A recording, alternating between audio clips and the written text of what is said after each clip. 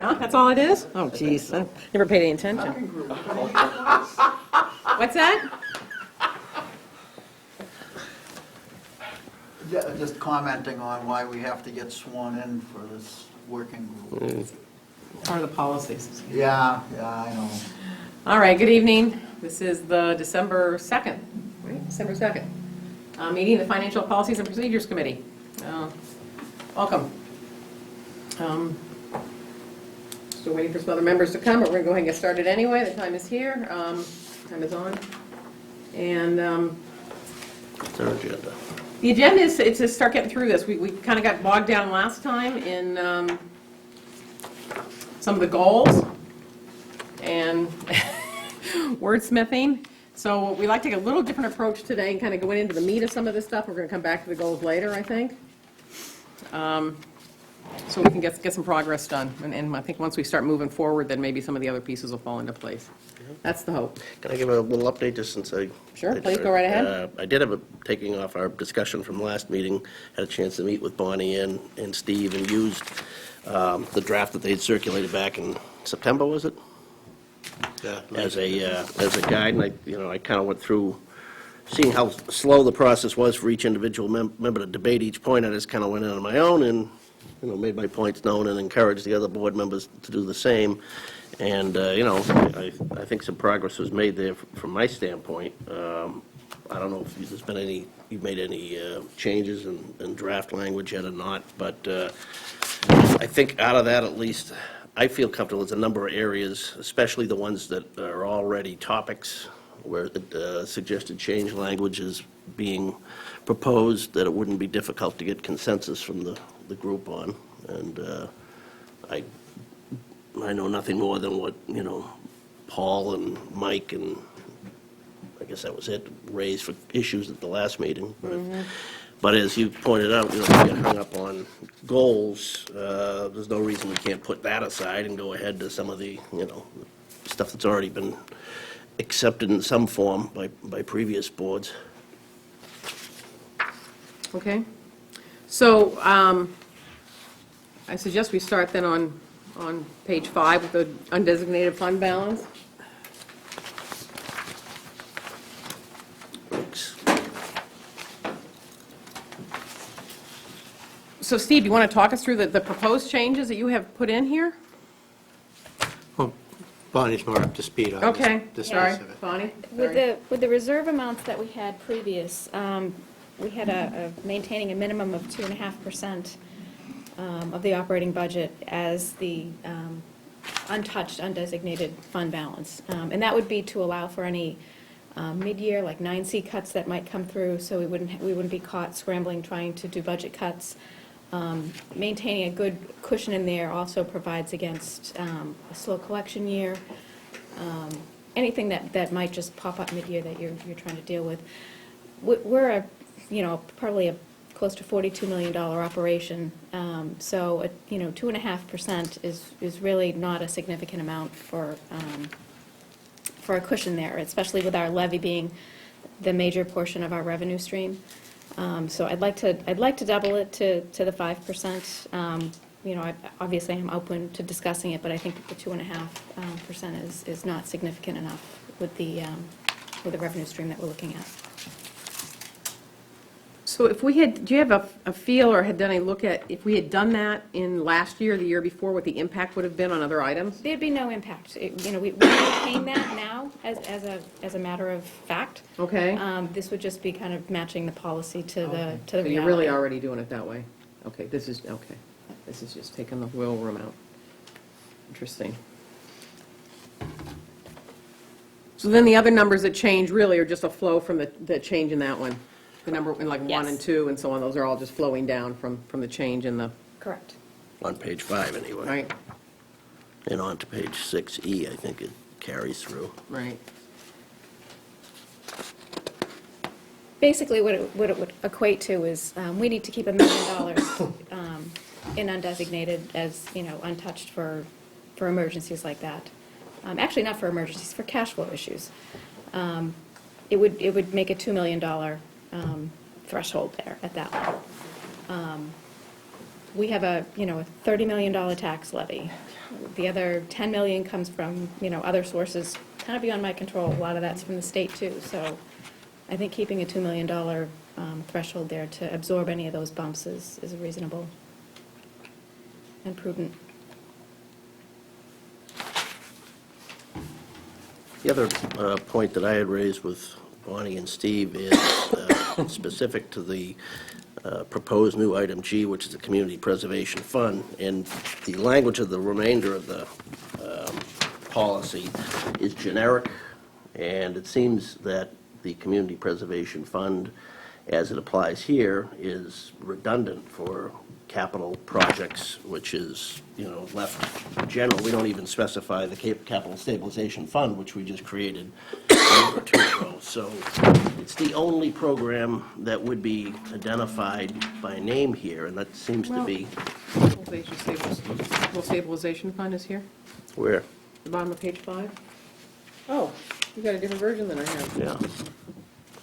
I was going to say, it's not, unless it's been added up, is it, where is it in the most recent version? Is I saved? see it at the bottom of page 6. I see a reference to. Okay, we must have different versions, but in any event, that's, that would cover specific topics within capital stabilization. It's not like, we don't have a park and rec line item, we don't have a schools line item, I'm not sure why that gets a specific place in the order, where the rest of it just kind of speaks to paying off whatever, the OPEB and capital projects in general, your benchmark balance. It's more generic rules of the road rather than funding of any particular program here, and that's kind of the standout. I can say that this was put in here at this point. More to put it on the radar screen than anything else. I know that it is a goal of the Board of Selectmen to have money when appropriate and when available to be able to add to the Community Preservation Fund to get the matching funds. And I think when we spoke last Monday, there's also another section in here proposed, which is specific to CPA funds, and that maybe that's the more appropriate Right. place to have that language, rather than, if you see it's on my page 9, I don't know what. Yeah, but it is here. I do have that section. Okay. Yep. Not to speak to the substance of that article, but that's at least logically, to me anyways, a more appropriate place to put that than here. The only specifics with this is the use of free cash piece. So CPC can get probably funds from different sources. We've been talking about mitigation funds, but this is specific to free cash and the Right. use of free cash along these bullet points. Capital stabilization is in D, other reserves, additional contributions. Right, but specific other program needs, there's nothing about a percent for schools capital needs or a percent of free cash for park and rec capital needs or anything like that. This is the only program here. There's nothing that would prohibit any free cash money from being directed to CPF by not having it in this list. It would just fall under the other capital projects in a capital review process. Well, once we flow the CPC process under the capital project, but right now it's not. Well, and So- this would, When this was written, it this wasn't. would cement in that distinction between them, yeah? So It will, So I. yes. So once we get to that point, we can Right. take this language out. Well, it's not in yet, so. Right. So probably just don't want to put it in. Yeah. Yeah. I mean, I'm all for addressing that whole concept in the CPA, the proposed new CPA section on here. Say that again, I'm all for addressing that concept right? in the other In section. the other section, but not in Right, here. right. Yeah. I think I agree. If we know we're going the other direction, that there's no reason to put this in, just to take it out Right. very soon. Under under the additional capital projects, this additional wording that says, to the extent it can be replenished within a one-year period to achieve the same levels as prior years. I'm not sure where that's going, what that's trying to achieve. It's next bullet, at Yeah. least on the one I have. Yep, I remember asking the same question, don't remember the answer. What is there's two references to capital projects here. This is the additional capital projects.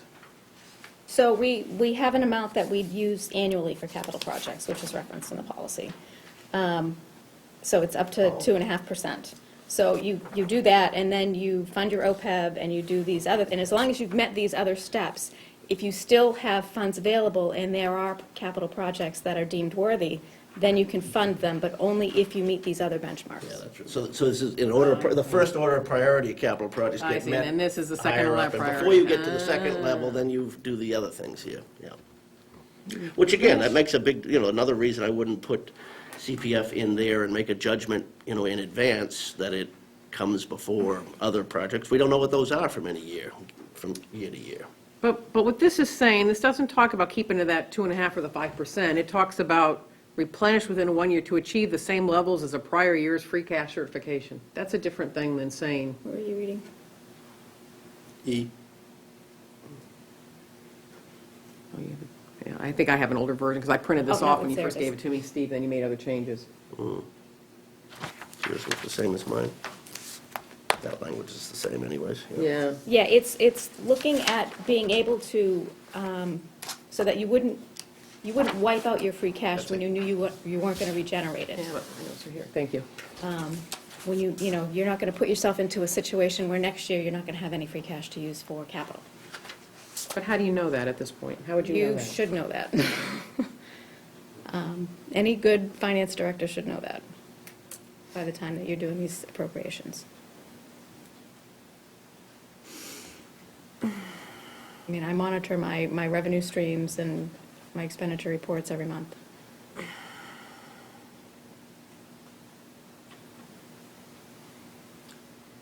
But if for whatever reason, say you monitor everything, and say last year, things fell into place, so you had a huge free cash at the end of the year, even though Yep. it came out as huge. So you're saying you have to keep that level going forward every year? No, I'm saying that you should be able to replenish what you're spending. Yeah, but When you if get to have- this, when you get to this benchmark balance, when you get to E, you need to be able, if you're going to draw down, you should be able to replenish. You should reasonably be able to replenish it. And I get what you're It saying. shouldn't be that complicated. I mean, to read this, it shouldn't be that complicated. Somehow, that's what you're trying to achieve, we gotta come up with another way to say it, because it's Okay. just, Let me look at it.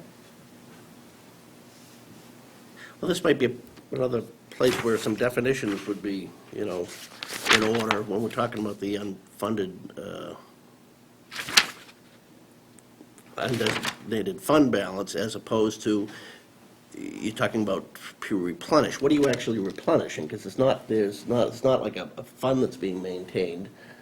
You're replenishing levels of funding, right? Right, what I'm trying to avoid is getting my free cash drawn down significantly. And I get what you're saying, so maybe But I some mean, you've already flexibility said in it's gotta there. be- It can't go implies lower that than there's like a fund 5%. that's, it's been drawn down, now it has to be put up, and that's not exactly how the accounting works on it, right? Yeah, well, I mean. Well, then what's yeah. the name of that fund? I'll, Yeah. let me look at the language on that. I can see what you're saying, and I Yeah. can see what the because concerns we've already got the are. 5%. We're saying it can't go below 5%. Right? We've already Right. got that, We've got the 5%. we got the floor in there already. Yep. So if the floor is raised, then maybe this needs to be looked at a little differently.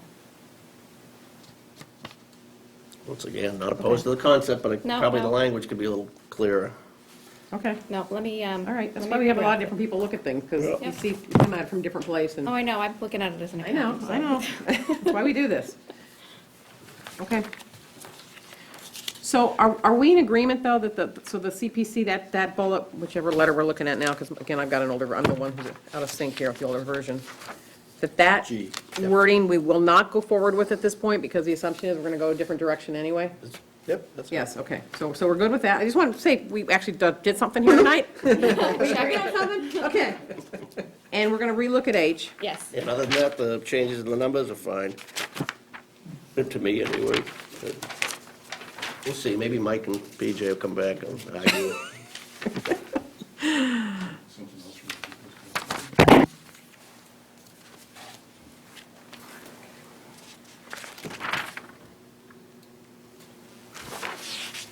All right. I think, if you allow me to suggest, if you're looking Yes, for other go right ahead. candidates, I think the The recommended guidelines for non-dedicated revenue-supported debt changes are pretty straightforward and non-controversial. Bonnie, does that sound right, or Steve, whoever had a hand in I that? didn't put any notes when I went through that at all either.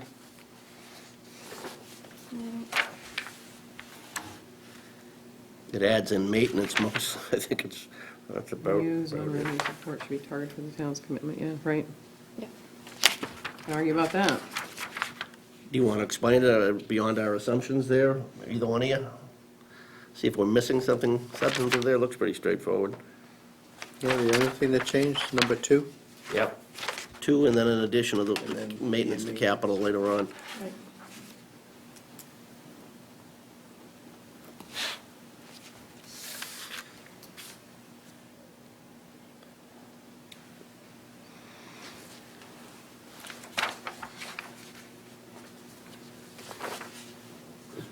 Is that, Yeah, it's just clarifying maintenance. okay. And And then similarly, I think I had questions on the stabilization section, because I was concerned about the language regarding capital stabilization being taken out, but I understand that that's addressed elsewhere. moved. So, again, do either one of you want to speak to what's the rationale there? On the stabilization change?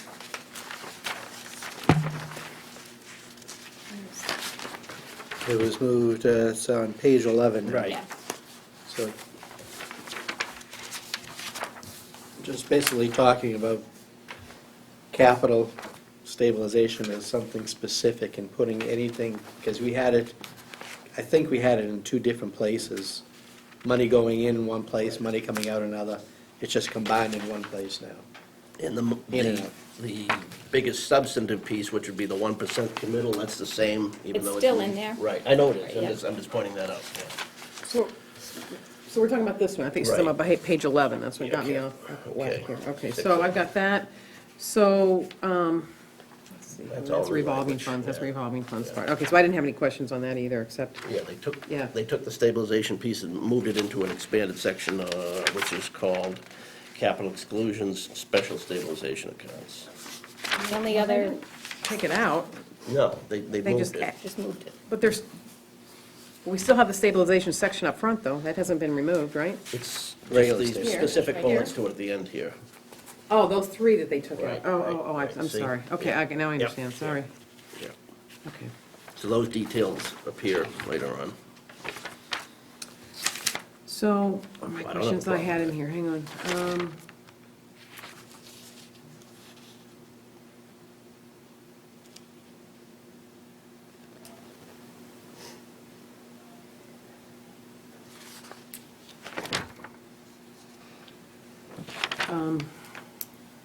Do we ever fund the stabilization above 5%? I'm sure we have in the past, but we haven't. Many years ago, in- we did. Yeah. Yeah. So you just keep it at 5%? It's, Some right of the now, school it's in project, I'm automatic. sure it was above 5%. So then it says, so withdrawals that drive the balance below the minimum level, which is a 5%, right, should be avoided. So it's kind of like, then why do you have it? The savings account you can never touch. An IRA, except you never retire. Yeah, it's a real world here, huh? Yeah, I mean, it is one of the important pieces that are looked at when there's a financial review of the town. It's something that can be used in an emergency. I mean, that's what it's truly supposed to be there for. If there were some local disaster, the ice storm, you know, Right. just as a Right. recent thing, or something, a flood, something, Yep. then you have, Right. available revenues to try and, It says should be avoided, not must be avoided. Right. Okay, so that's the idea, is just, basically is, don't touch it unless you really, really, really need it. Good reminder language to have in Okay, there. all right, Keeps just wanna us make from sure. ever doing it. Okay. All right, so we're good with that one? I am. I think there should be a comma after, well, Oh, don't worry about that. Offer any changes you want there, I'm just looking for, at least my eyes were looking for any changes.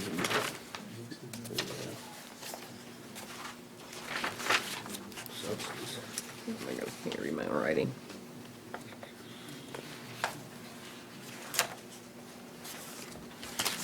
I have another candidate, Madam Chair, for a quick approval. Let's see, where is it? Financial planning. There's basically one substantive change in that language there. the forecast moving from 3 to 5 years, which has been your practice Which you've anyways, been right? doing anyway, that's another thing, right? Yeah.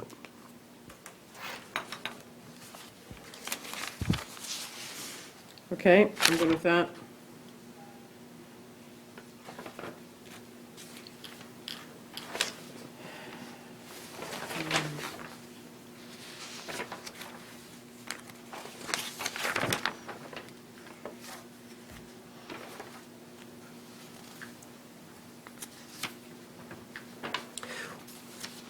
One thing we did talk about, I don't want to get into a detailed discussion of it unless we have some of the other members here, I imagine, will have opinions on it, but under the TIFs and pilots, it's kind of became obvious to us all that we probably should be talking about mitigation funds in there, too.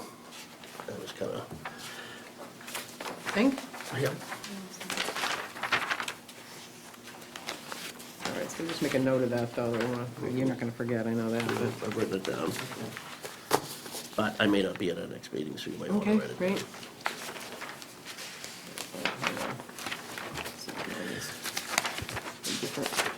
I'll say this, my big point last time was more about what kind of package this gets presented in, but beyond that, the topics that the finance team has chosen to address, I may not be on board with the specific language here, but the rollout of it, the organization of it, and the specific topics covered, tax levy, split tax rate, TIFs and pilots, abatements, tax relief programs, and what else? What's new? Revolving funds, enterprise funds, expenses, annual town meeting. All of those, I think, looked like a pretty comprehensive, of course, the employee costs at the end, spectrum. You could always add things, although I also think that the special annual town meeting appropriation, we discussed this too, ought to have some language about disposition and planning for a special town meeting, since, it's a bit of the Wild West under current scenarios where, money just kind of comes out of wherever it comes from, and gets handled a lot differently than the annual town meeting funds. But I'll say this, I don't have any objection to any of those topic areas being covered, and there's none others that I want to see included in that list at this time. Got to leave some work for next year, too. Okay. Do you want to go through and tackle some of these other ones that are in here? I don't think we're going to be able to make much progress Without everybody without here? everybody here, unless maybe what might be helpful is if either Bonnie or Steve wanted to walk through and explain their thinking on them. Okay, even the stabilization fund? Well, that's, Or do we already, no, that's, yeah. that one we, You think there's a lot to go on there? yeah, different opinions in any event are likely to come out. Okay.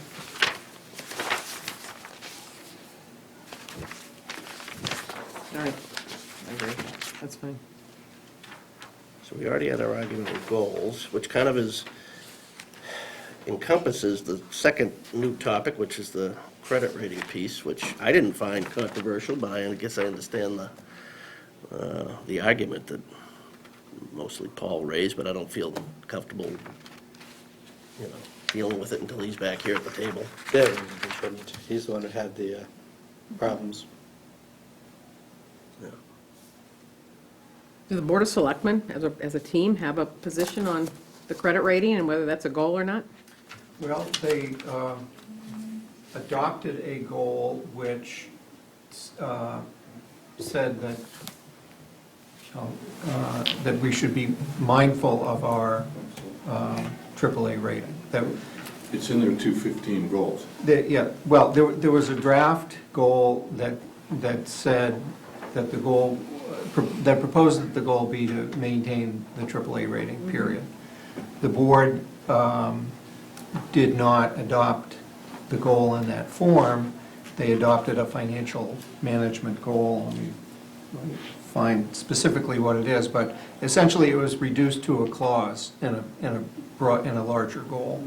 But we did tip our hats to the fact that we have a AAA rating. I have and- the language, if you want to Yeah. read that. It's the fiscal policy strategic plan. Task the finance team to develop a fiscal policy strategic plan, including revising, updating financial policies, mindful of the town's AAA bond rating. So we at least adopted a goal where we could put in print the fact that as part of a goal that we're at AAA rating, but it was not expressed in terms that achieving that goal per se was the end, that that the goal is to develop the financial plan Right. mindful of that AAA rating. And if they can come up with another way to save millions of dollars a year for the taxpayers, God bless them all. We don't think we can do it at less than AAA. Darn right So- you can.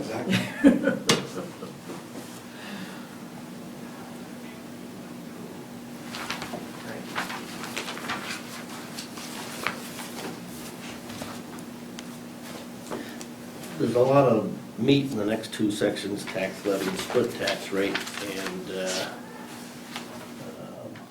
I don't know if Bonnie or Steve want to You address, just kind of, but. I hate to have them go through all the way through and have to do it all again, when we have the whole team I'll here. just say that, there are 2 points, my general concern was that the language is more telling selectmen how to vote, or can be read that way, rather than telling them what the implication of various options are, and I'm all for seeing that in there, but, let's be realistic here. I mean, the policies we adopt don't hold don't accountable to make decisions that they might have been elected, to do otherwise. Let's try to achieve something that's going to be helpful here. So if we spell out a policy that explains the impact of the tax levy and the split tax rate, let's do that rather than say thou shalt, not, not continue the split tax rate, and then a board can come in and get elected and do exactly that, and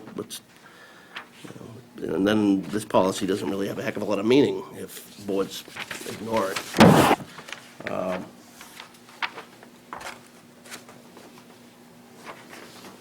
And just from last night's classification hearing, looking at the text here, where it's up 150% is given as an upper limit. Right. That in fact, this year we qualified for 75% shift as we had done maybe a decade before, although none of us were recommending that we take advantage of our ability to shift beyond 150%, because the 175% status is temporary. It depends on the value growth in residential compared to commercial, and if you find a year where you qualify one year and you don't qualify the next, it's a hasty retreat Right. from a shifted tax rate that is over 150 to get back under, and that would, as Bonnie explained last night, mean that the tax burden would have to shift inordinately back to residential, and it wouldn't be pretty. I think, and I'm agree with you here, Keith, that this is one of the areas where the specific details don't project well over time. You don't know what the future circumstances are going to be. And I think the opportunity here is kind of to lay out more of my suggestion anyway, more of a tutorial of here's the things we should be concerned about as you're looking at split tax rates, and here's the impacts that, happen in each case. Even in the issue of split tax rate, I thought it was an excellent discussion that the board had last night. A little long, it was about, I think it was an hour. We'd set aside half an hour, but it was a robust discussion about how far do you shift the tax burden towards commercial, and is there a breaking point? We had shifted it to last year to a greater degree than we had in years past, and we got a little bit of pushback from some property owners. I remember having to explain to Sam Park why his tax bill was higher than what he told his bank it was going to be, because the percentage that it went up was closer to 8% rather than what the average was around 4.5–5%. And the board was mindful that where that had happened last year, that there was a need to be more cautious in shifting it further this year, and so they did not shift it further towards commercial this year. And that ends up helping the, the smaller commercial property owners as well as the large. All right, is there anything else you think we can address tonight with the smaller team? Otherwise, I'm going to, Yeah, I was just looking ahead while you were okay? doing the listening job. Yeah. I think I found two others. Okay. Bonnie or Steve, again, I'll trust you to jump in and point out if there's something more substantive that I'm missing. As well, debt management language hasn't changed, and I can't think of any particular reason why it would, that two-paragraph policy. Nothing new. That's the part we're being rewarded for particularly, so I guess we wouldn't want to change that practice. And similarly, where was it? Under the use of revenues available funds, the only change there was in section C on the debt service, and I don't remember why that wasn't the change for mentioning or made available for capital expenditures. Can one of you explain that part? Which would be page 13 in the version I have, debt service, item C.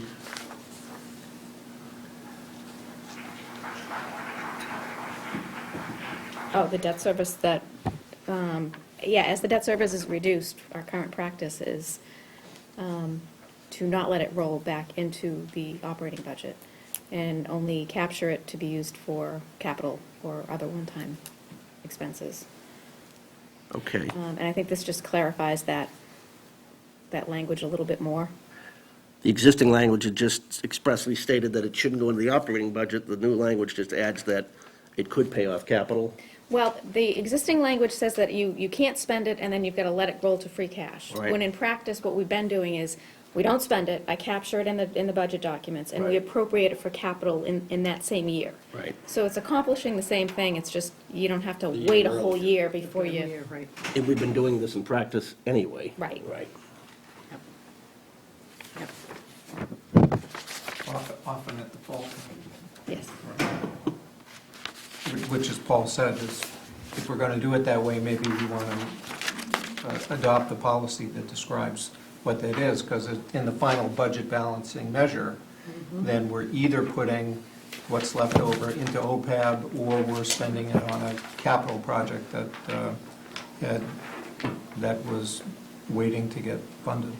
Well, we also do it in the annual, when we do our appropriations for capital at the annual town meeting, for example, if there's $500,000 in debt service reductions, accumulated debt, I don't have to let that close to undesignated and wait a year for it to be appropriated. I You do it capture it. special at the annual, is that? No, I do it at the annual. I Okay. capture it in the budget documents. We don't let it go to operating, Yeah. and we appropriate it to capital instead. Okay, so it's already being done. Yep. All right, I would even venture to say, just looking through the rest of the document, there are two items here, if I remember correctly from the discussion with Bonnie and Steve, that they are new, the abatements topic and the tax relief program topic, but the language is fairly innocuous, and I don't know, somebody want to speak to each of those? Because I don't think there's anything there that's going to bother anybody, although I would think that we might want to share some of this language with the assessors, since one of them does reference them, one of the topics, the abatements. What's the point of the language here? Especially to get a dialogue going between the boards. And things happen during the year that affect the tax rate and affect some of the decisions that are made at the classification hearing. A Right. strategy for abatements. What are the assessors doing? What's been their experience? What are the results of what happened at the classification hearing in January when they come in to file for abatements? It's kind of an unknown thing, and the Board of Assessors has that data, but it's not shared with the selectmen at all. Right. This is opening up a dialogue. So rather than telling anybody what they ought to be doing, it's telling them that they should be having the conversation and sharing information and that sort of thing. How aggressive should they be at Right. at appellate tax court? And it puts it on the radar screen so that when we're putting together, whatever, your internal financial schedules, a meeting with them, other Put than. into the calendar. And similarly, I think the tax relief program piece, Any comments on that either? what's the explanation? Said they should be encouraged. Be mindful when we vote those things of the effects on the tax rate, that's all. Programs are good, let's make sure we understand them, that's all. Mm-hmm, Yep. okay. Yep.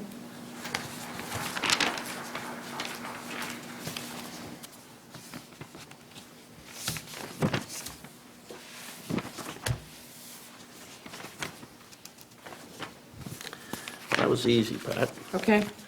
I don't know, Well, maybe, that's good. maybe we can send a draft that highlights that we covered these language out to the other members, and that the suggestion is that this stuff is, Right. has been discussed and is ready for approval. The other pieces remain open for discussion. Right, and we'll continue with those. I would also encourage the other members to go in and meet individually with you, because I found it a lot more Right. helpful to go through details by working with the financial staff around a table rather than doing it in a debate session. I don't mind debate sessions, I like them, but Right. Yeah, sometimes it's, yeah, right, okay.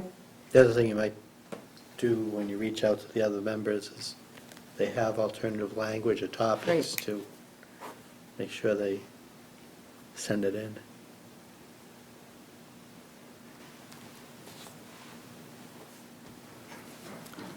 Okay. So,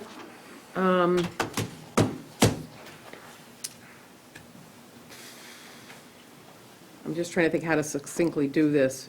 It's minutes or, let's send out an update one, is there some way to note in the draft that some of these have been discussed? I'm just trying to figure out the best way to do this. Well, we'll figure it out afterwards. oh, they can guess figure it so. out. They'll figure it They're out. smart people. Okay. If somehow we can get it out to people, say these we've already discussed and,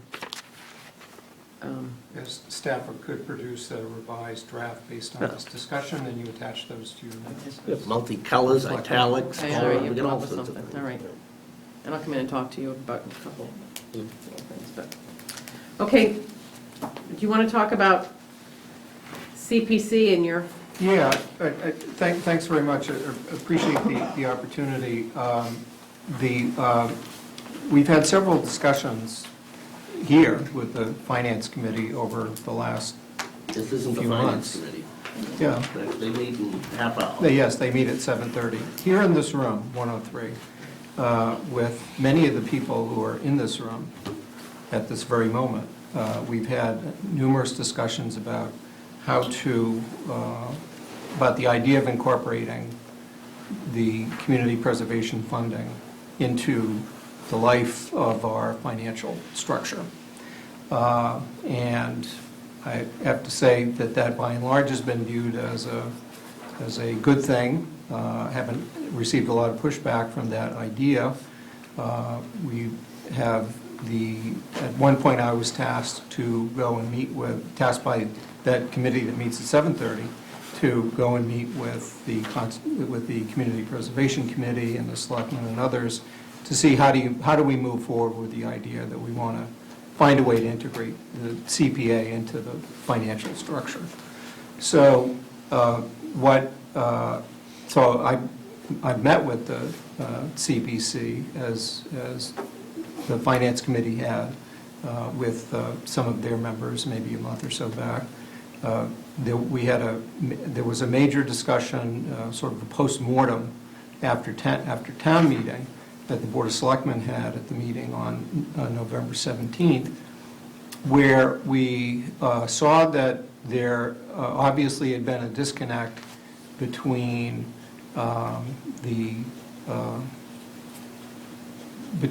the various approaches to spending CPA funds and how that should be done on the floor of town meeting.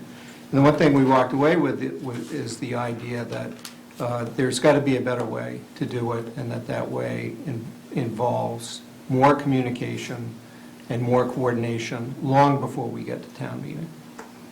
And that mindful of the commitment on the part of CPC and FinCom and Selectmen, who had each stated at one point, yeah, let's put together a working group to work on this.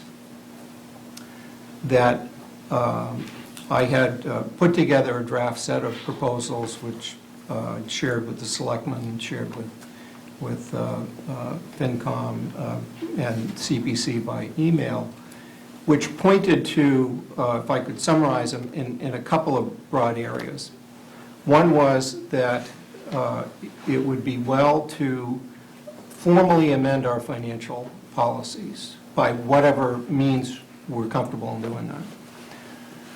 To say to state as a fact that the way CPA funds should be spent, especially by town departments where we have control, that ought to be through a process that looks very much like all the other financial processes we have. We do budgeting, operating and capital budgets sort of once a year. We prioritize what our needs are, and then we look at what might the funding sources be. And at least for town projects, at least for the things that we want to have the town government propose, we ought to be standing in one line and not in two lines where we go through the normal budget process where we compete with everything, and then either you make the cut or you don't. As opposed to then having, oh, by the way, there's another shorter line that you can stand in if you're open space, recreation, housing, or historic resources. And that really we ought to figure out a way to incorporate all of those needs into the overall picture. There are some specific ways that you could do that, I think, in adopting particular policies. And these are just some samples. It's not meant to be, a final cut. But if we had as a financial policy the requirement for town boards and departments that they are to request CPA funds through the budget process, essentially through Bonnie, through the financial process as the gatekeeper before you go and for a particular funding source called the CPA for funding. Maybe that's a good thing because then we get to see what all the competing projects are, and then at an appropriate point pick the subset which qualify for CPA funding, and then bring those to the Community Preservation Committee for their consideration as one way to go. Another thing would be to recognize that with the adoption of the amended Community Preservation Act, which allows town meeting to put in additional funds to increase the base for state matching funds, that's to me that's a game changer, because what it means is that and just keep in mind what the order of magnitude is, that the 1% surcharge raised by the Community Preservation Act is equal to about $200,000 a year.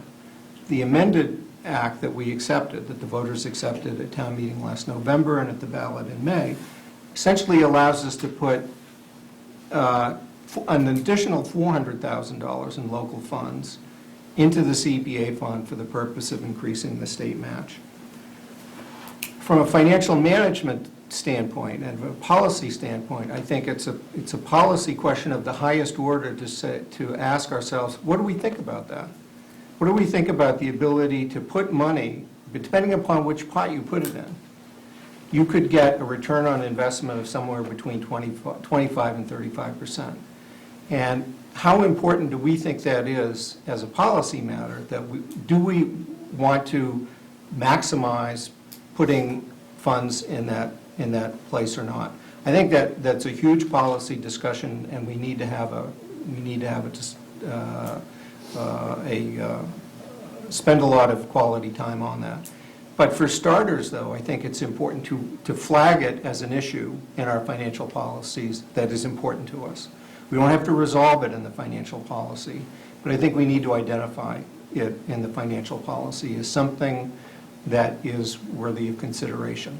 And that's just on the broad category of the ability to put local funds into the CPA fund to increase the base for state match. A subset of that, of the sort of local funds you can put in, and it does take on a life of its own, is development mitigation funds. There and I also think that that's an important topic to have as a sidebar discussion in financial policy. Flag it as an issue. Flag it as something we need to talk about. We don't need to resolve what we do with it within the policy document, but I think we need to flag it for starters.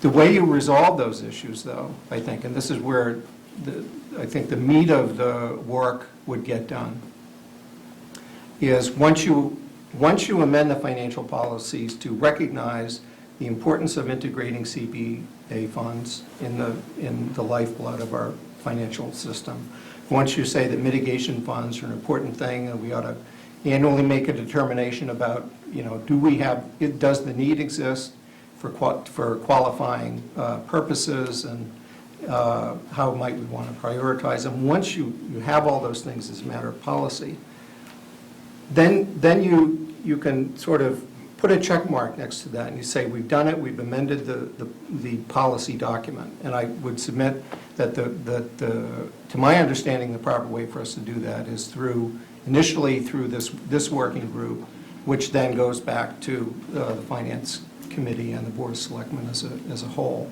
So that's sort of where you start, and you create what the roadmap is for how we proceed. But I don't think that the financial policy working group would be where you go on the road trip, though I think that you'd come up with the roadmap, and then the road trip, if you will, involves a much larger cast of characters. It involves the Finance Committee as a whole, it involves the Board of Selectmen as a whole, it involves the Community Preservation Committee as a whole, and it involves the community through some process. And so one of the specific suggestions I made on what a policy might look like is to say, why not have the policy, for example, that just like our financial policy say, there shall be a capital improvements plan, a multi-year capital improvements plan. You don't adopt what the CIP plan looks like, but you say there shall be one in the policy. So why not say that there shall be a comprehensive plan for use of CPA and local funds that go into the CPA that's jointly adopted by the big three I mentioned, the Finance Committee, Selectmen, and CPC. Why? Because it's the act of developing that big plan with community input, have a public hearing, have all the stakeholders have an opportunity to input. It's through that act that you'll reach whatever consensus you need to reach before we can go into town meeting. And because we can't think, in my humble opinion, we can't go into a town meeting again without everyone being on the same page about what the process is and how we go down the road.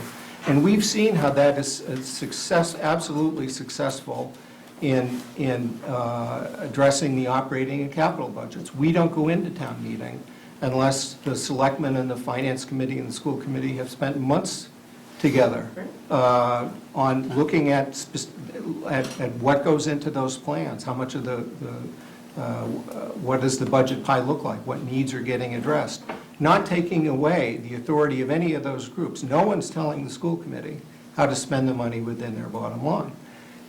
No one would be telling the Community Preservation Committee, for example, how to spend their money, not anymore, let me say, on how to spend the money before we get to town meeting. Why? Because we would create a process where we have to work out a consensus. Our goal is to work out a consensus by the time we get to town meeting. And just to take an example, if we all decided that there was an open space purchase that everyone was in favor of, and that we wanted to encourage private fundraising donations towards that open space purchase. And because we see that if we could convince the donor, the private donors, to donate the money to the town, then the town could vote under the amended CPA to put it in the CPA fund to increase the base for the state match. That's, I think, a pretty neat mechanism to encourage private donations to come to the town for a particular project. But it only works if there's an absolute ironclad guarantee that the money that goes in for a purpose is coming out for that purpose and will be spent on that purpose. Also with some agreement on who gets the dividend, on the additional state matching funds that are leveraged, who gets those. That's a great policy discussion to have, and an important one to have. And just to sort of wrap that up, that example up, the likeliest outcome of how that would work together would be to recognize in a planning process, in a process where the CPC and FinCom and the selectmen are spending quality time in jointly adopting a plan, having that framework there will make it easier for us to then, let's say, jointly submit an article to town meeting, which could have multi-parts. And just to take the example of an open space purchase where you've got money coming in, we could say that the article itself would be jointly submitted by the CPC and the selectmen, and your pleasure whether FinCom would sign on to it or not. You usually don't submit articles, but that it would say the purpose is to purchase the particular piece of property, that the article would be deposit in the next paragraph be depositing X dollars into the CPA fund. In the very next paragraph, it will be taking money out of the CPA fund for that purpose, so that a single vote on that project would do all the things you needed it to do. And you wouldn't parse it, you wouldn't take it out of order, you wouldn't be asking to approve the spending before you put the money in. And I think that the only way we get to reach that desired outcome is by number one, having a policy framework. Doesn't have to say a lot. It doesn't have to go into a great level of detail, but it does need to be there as the rules of the road, that thou shalt incorporate CPA into the financial processes and jointly develop a plan by those boards. So that's basically the idea. I recognize it's a multi-step process, and it would require a lot of work to do what I call the road trip. That's really where the meat of it is, but it's very important to set up the roadmap. I mean, my recommendation, you obviously have given this a lot of thought and know these details. My recommendation is you submit a proposal like we have here. Right. And because, I mean, that's, Yeah. you've already done. Update the proposal Right. that your staff submitted 3 months Right, ago for right. us, because Yeah. that was already, it's one of the topics under consideration. Yeah. So I'm in violent agreement with everything you said for the Yeah. first, 15 minutes or so, because it was basically a recitation of everything the FinCom Right. has been saying, Yeah. since last spring, this summer, and on like that. And it's in the email that went out to, following the Yeah, selectmen's but I meeting on think 17th, where yeah. we were caught off guard, and I'm not sure this is the right forum. The right forum probably should happen in about 7 minutes. Fortunately, a few of the FinCom members, or most of the FinCom members, are here. I think I'm not alone in being surprised that our little group, which is, which was just reformalized about a month ago in writing as to what our membership would be and what our mission was, all of a sudden, we wake up to read an email that 3 new members have been appointed and our mission has changed. And it's like, well, the issue is important. We thought it was important enough to raise it, at joint meetings and in exchange of emails. We wanted these folks to have stop being in the crosshairs and go about their business of, Yeah. doing the good work without having to worry about recriminations. So all of that, in fact, I like the meat of your proposals, but I'll echo our chair here. Yeah. Put it in writing. I mean, update the policy piece that's been proposed here already, and I think that's only one part of it. Then there's kind of like a management function, which is well beyond our scope to address in policy, Yeah. it shouldn't be. Maybe, as you say, it might be a bylaw, the change that needs to be considered. Not quite sure about Okay, that, but but it yeah. starts with the policy, and I... Well, policy can only cover so much, Well, and I'm We don't happy... even have any I'm- town boards standing ourselves. We're Yeah. an ad hoc subcommittee thrown together to Yeah, and I'm... review a document. Believe me, I'm delighted, I will be absolutely delighted to put together a policy. I started to draft one, and then I have to say, I put my electronic pen down and thought, no, I don't want to come in with a policy unless, I'll tell you what. unless it's a clear signal. The dialogue that is it's welcome, okay. the directive is what I think we were a little put off by. Yeah. I think, as, Betsy had pointed out earlier, FinCom hasn't yet addressed, whether this is the right route to go on Yeah. it. We can, it's on our agenda tonight, so that, Yeah. And I also note that I think we have a joint meeting on the 15th of the three boards. Not that I'm aware Well, it of. was in one of the earlier calendars. I'll check the calendar. Yeah, More Yeah. than 15th? there's, There were December proposals, 15th? I don't think it's. Well, we haven't had one. We haven't- December 15th, joint December meeting with 15th, joint BOS, meeting, yeah. FinCom, School I Committee. mean, it's a great Budget topic, recommendations. so if you have a, bare bones We may- proposal by that point. we may have to meet early for that, because we're completely booked for. Well, We may this not December be able 15th. to That adjust was, the that was in the waiting list back in September, Yeah. that agenda item, so I don't know who bumped us, but, I asked the school department for their budget submission today, and it's not done yet, so. well, this, 4 more months, right? we can still talk about this, but in any event,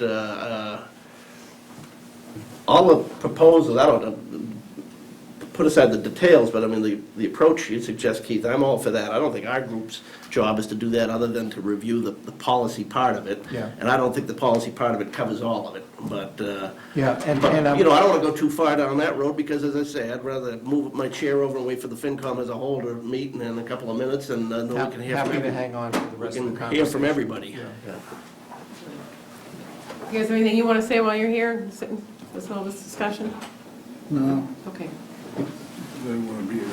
Well, there's nothing I can say in 4 minutes that's gonna make any in difference 4 now. minutes, you get the clock starts all over again, so But it's they- overtime. But the same item's on the agenda at 7, Yeah. that item's on the Well, agenda at the 7. agenda, I shouldn't say the same item on the agenda, this item was not on our agenda for Yeah. this group, but it is on the FinCom. The more succinct agenda is at 7:30, yeah. Right, Distinct, I should say. Right. that's the same perhaps too. So our group here, you want to call this one over so people can get a 5-minute break? Sure. Okay, we need a motion and all that stuff? I'll make a motion that we adjourn, what is the 16th is our next posted or That meeting? is. And I know I'm going to be out of town on a business thing, so you won't have me that night. Okay, good enough. Second. Go for it. Okay, second. All's in favor? Aye. Okay, thank you. We'll re-adjourn here in a few minutes for the FinCom meeting. Thank you.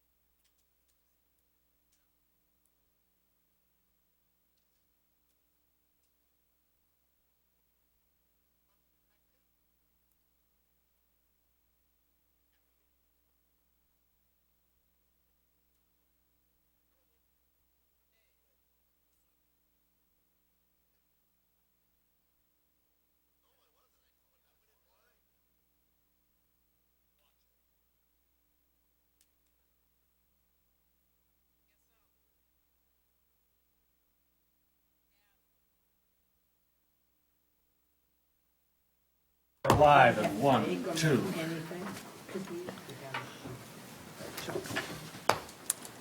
All right, good evening. Welcome to the December 2nd Finance Committee meeting. Tonight on the agenda, we're going to recap our all-day budget meeting from a couple weeks ago. We're going to have some discussion on the Board of Selectmen directive to include the CPC members on the Finance Policies and Procedures Committee. We have an update from our Assistant Town Administrator. What's the official title, Bonnie? I always get it wrong. For finance and Okay, budget. Bonnie. We can use first names in this one, that's right. AAFB, Bonnie Holston. From Bonnie on the budget and the capital. And we have a reserve fund transfer request in minutes. Okay, first, just a quick recap from the all-day budget meeting as usual. I thought it was a productive day. There's something very helpful about having everybody come in the same day and comparing and contrasting and so on, the different priorities. I think people did a great job of preparing for the most part. A couple of disappointments, but for the most part, very good job of preparing, I think, for it and doing a very diligent job of the level staffing and the mission budget and presenting what's in the mission and why and the new things that they thought they should do. I think it was sobering, at least for me, especially in terms of the head count that people are thinking that they need to do what they need to be doing, whether it's this year or in the coming few years. And I think it's something very serious we have to look at and understand. Certainly are not blue sky requests by any means, any of them. Very legitimate and worthwhile requests and things that we think of. But we also know that head count is what drives the budget and is an ongoing cost that just escalates over time. So something we have to keep. Did we get the head count on the school department, or are we still working on that? Chris. We don't have the school committee budget yet, the school department budget yet. What else? Who else wants to have some comments that they would like to say about the all-day meeting? This was our second one, I think was great. I like them. Third, I think. It gives us much more time to focus in later in the year on areas that we need more work with and more department work. I think it's a good idea. One thing that we hoped we would have in this was more departments being there at the same time, listening to the other departments' budget requests and listening to the kinds of challenges they have and how they're approaching it. That's not happening. People are coming for their gate time, but I encourage you, other departments, to at least come in an hour before or stay an hour after and hear some of the other departments. They give you some good ideas. I thought similar on those lines. I wonder if, and it also, that same thought jibed with a problem we've had a couple of years where when some of the presentations go quick, we get ahead of ourselves. We need to start calling people in. Maybe we want to start scheduling them in blocks, and that way they're, one, forced to sit around and listen to other folks, and two, we can kind of get through with them in a bunch. But and I know we got the books a lot earlier this year than last year, and I know that's a chore for you, Bonnie, but the earlier we get them and the selectmen get them, the more utility it is for us if the whatever date settled on next year. I think having it the full weekend before really makes it, because that's the time you're going to have time to sit around and go through the stuff. And I'm sure Bonnie will stand up for herself on this, but I just wanted to put in a pitch that the one time crunch that staff did come up against is because our town meeting, our special town meeting, was a little later than it was, and we went with the same, Saturday before Thanksgiving as as when we had the next year's budget meeting.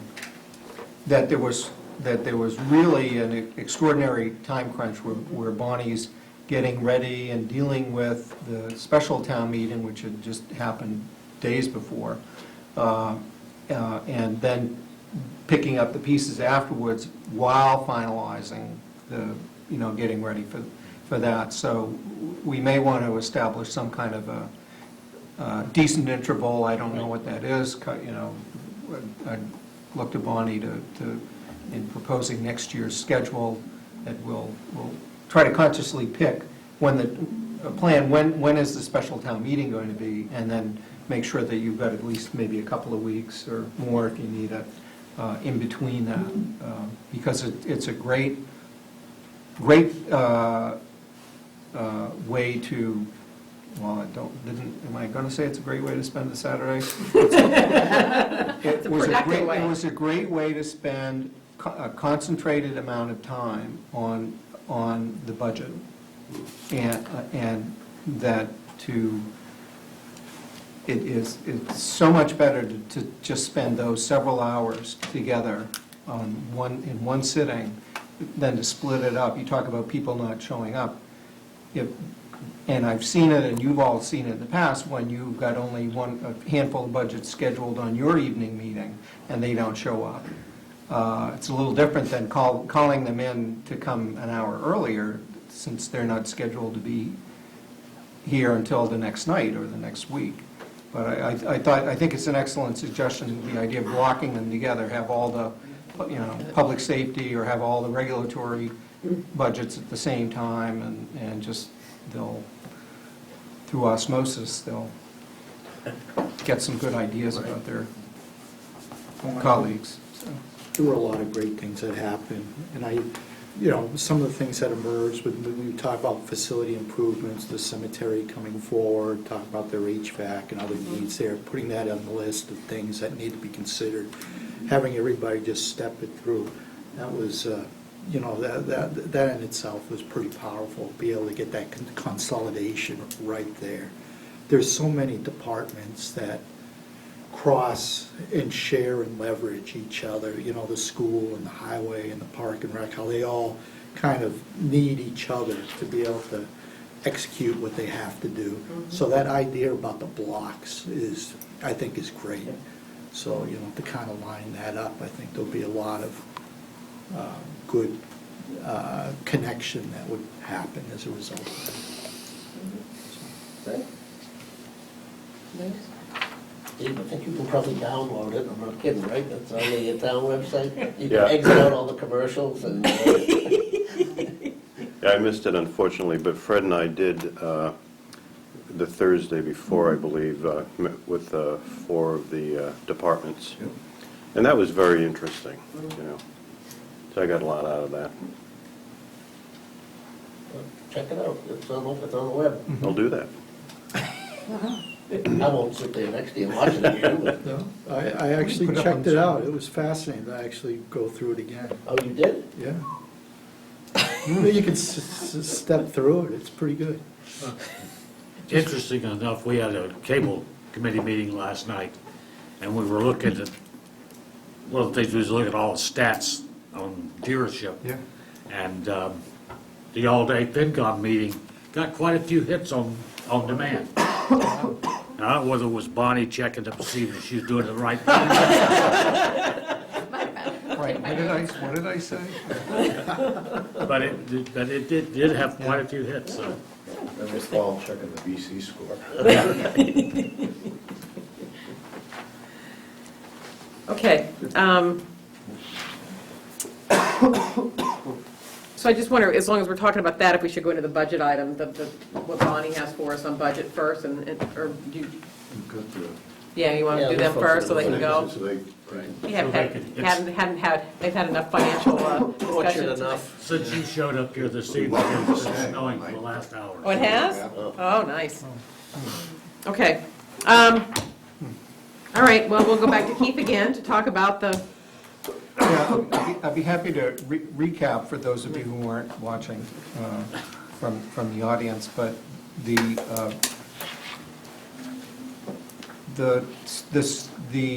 proposed procedure in order to integrate the community preservation into the lifeblood of our financial policies. We've talked about it before, and at the invitation of the Financial Policies Working Group, I'm going to draft a proposed policy document and a broader framework, so you can see a written proposal and respond to it, and I think that'll be better use of your time. But in summary, what the fundamental proposed approach is, and what is that we develop a roadmap through adoption of financial policies. And then we go on a road trip together. And what that means specifically is that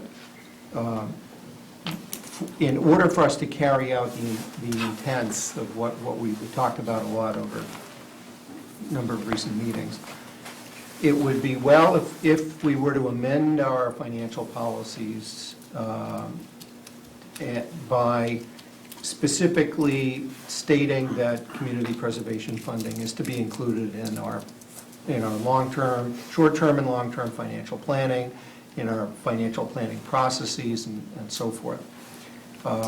That we establish some guidelines for such as that the town departments who might be requesting CPA funds, if they are lucky enough to be in the open space, recreation, housing, or historic resource business, then those requests still need to come through the normal financial procedures of operating and capital requests, so that they can be competing with everything else and not initially stand in any shorter line, just because they qualify for CPA funding. I think there are some other, I think it would also be important to have a financial policy that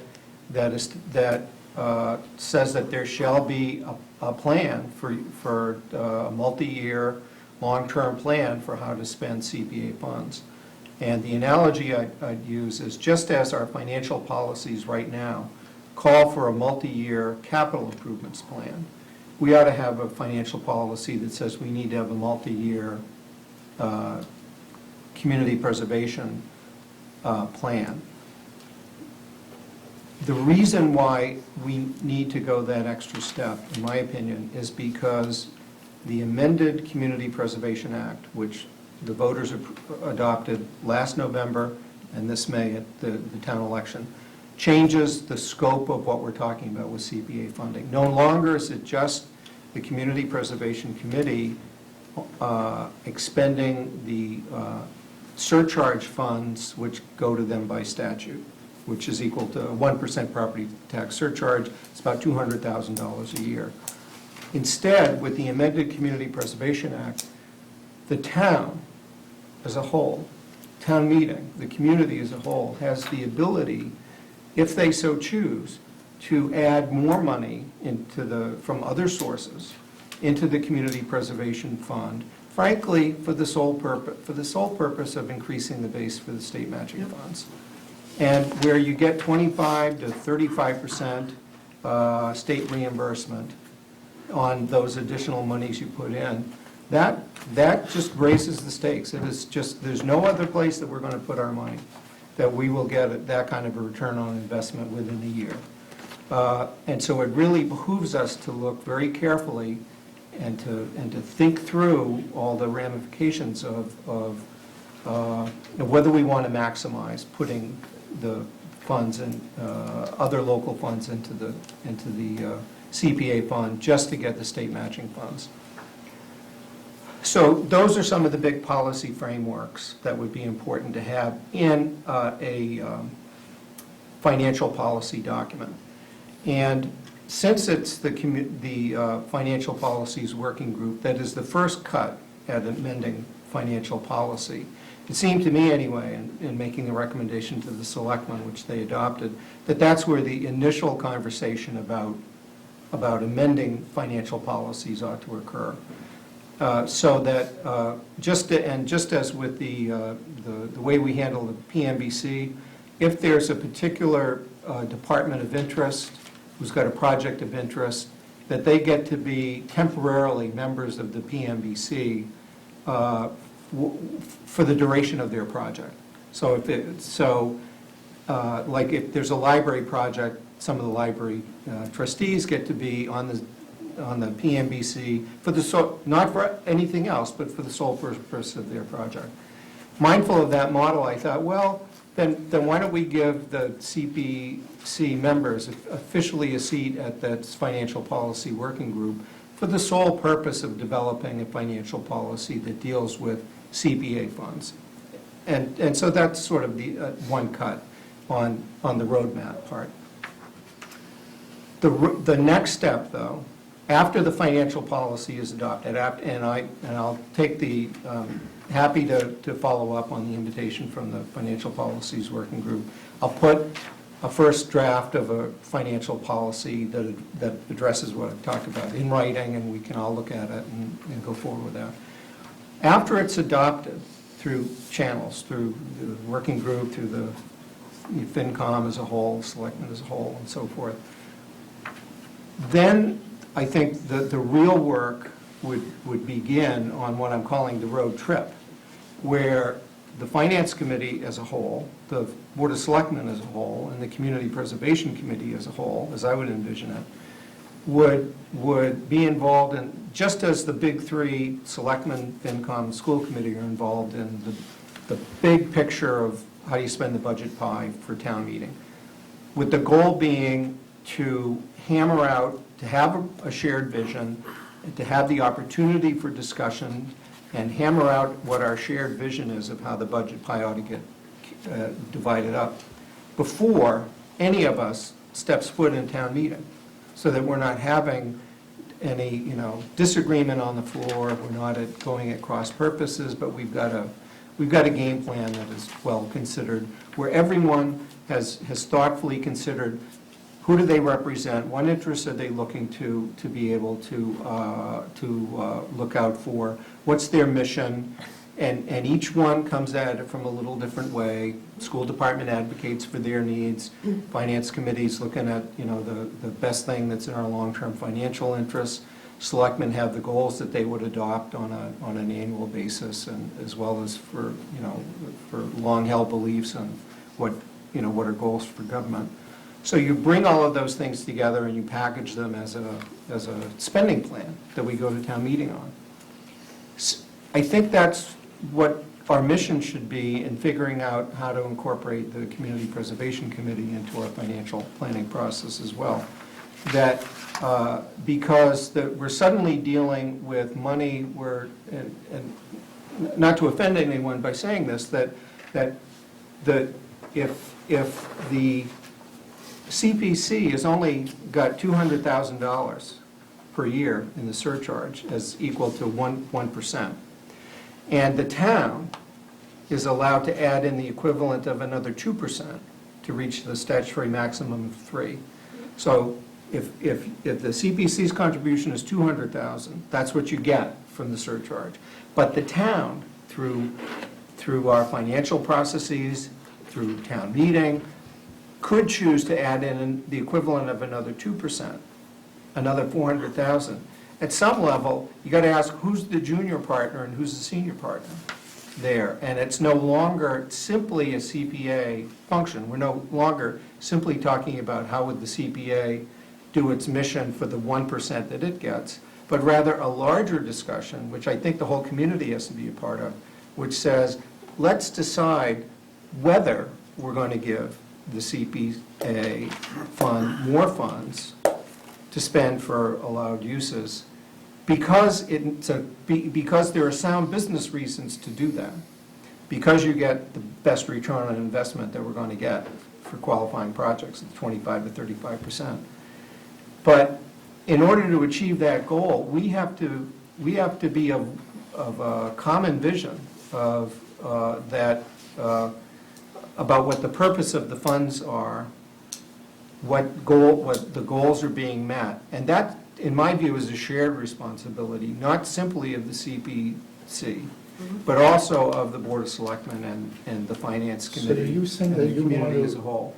expand the capability of the CPC to have them do more than what they're doing now, just as a means to pull in more additional funds so we can increase it through the state matching program? No, I'm not proposing that we think of anything that we, I'm not proposing that we think of projects that we wouldn't do otherwise that would qualify for CPA funding. And I think it's very important, and one of the tests would be in adopting, let's say, having a community process for adopting a long-term plan for CPA funding. I dare say that just from things that we would want to do anyway, that it will that it comes pretty close to what we could achieve by maximizing the local contribution each year.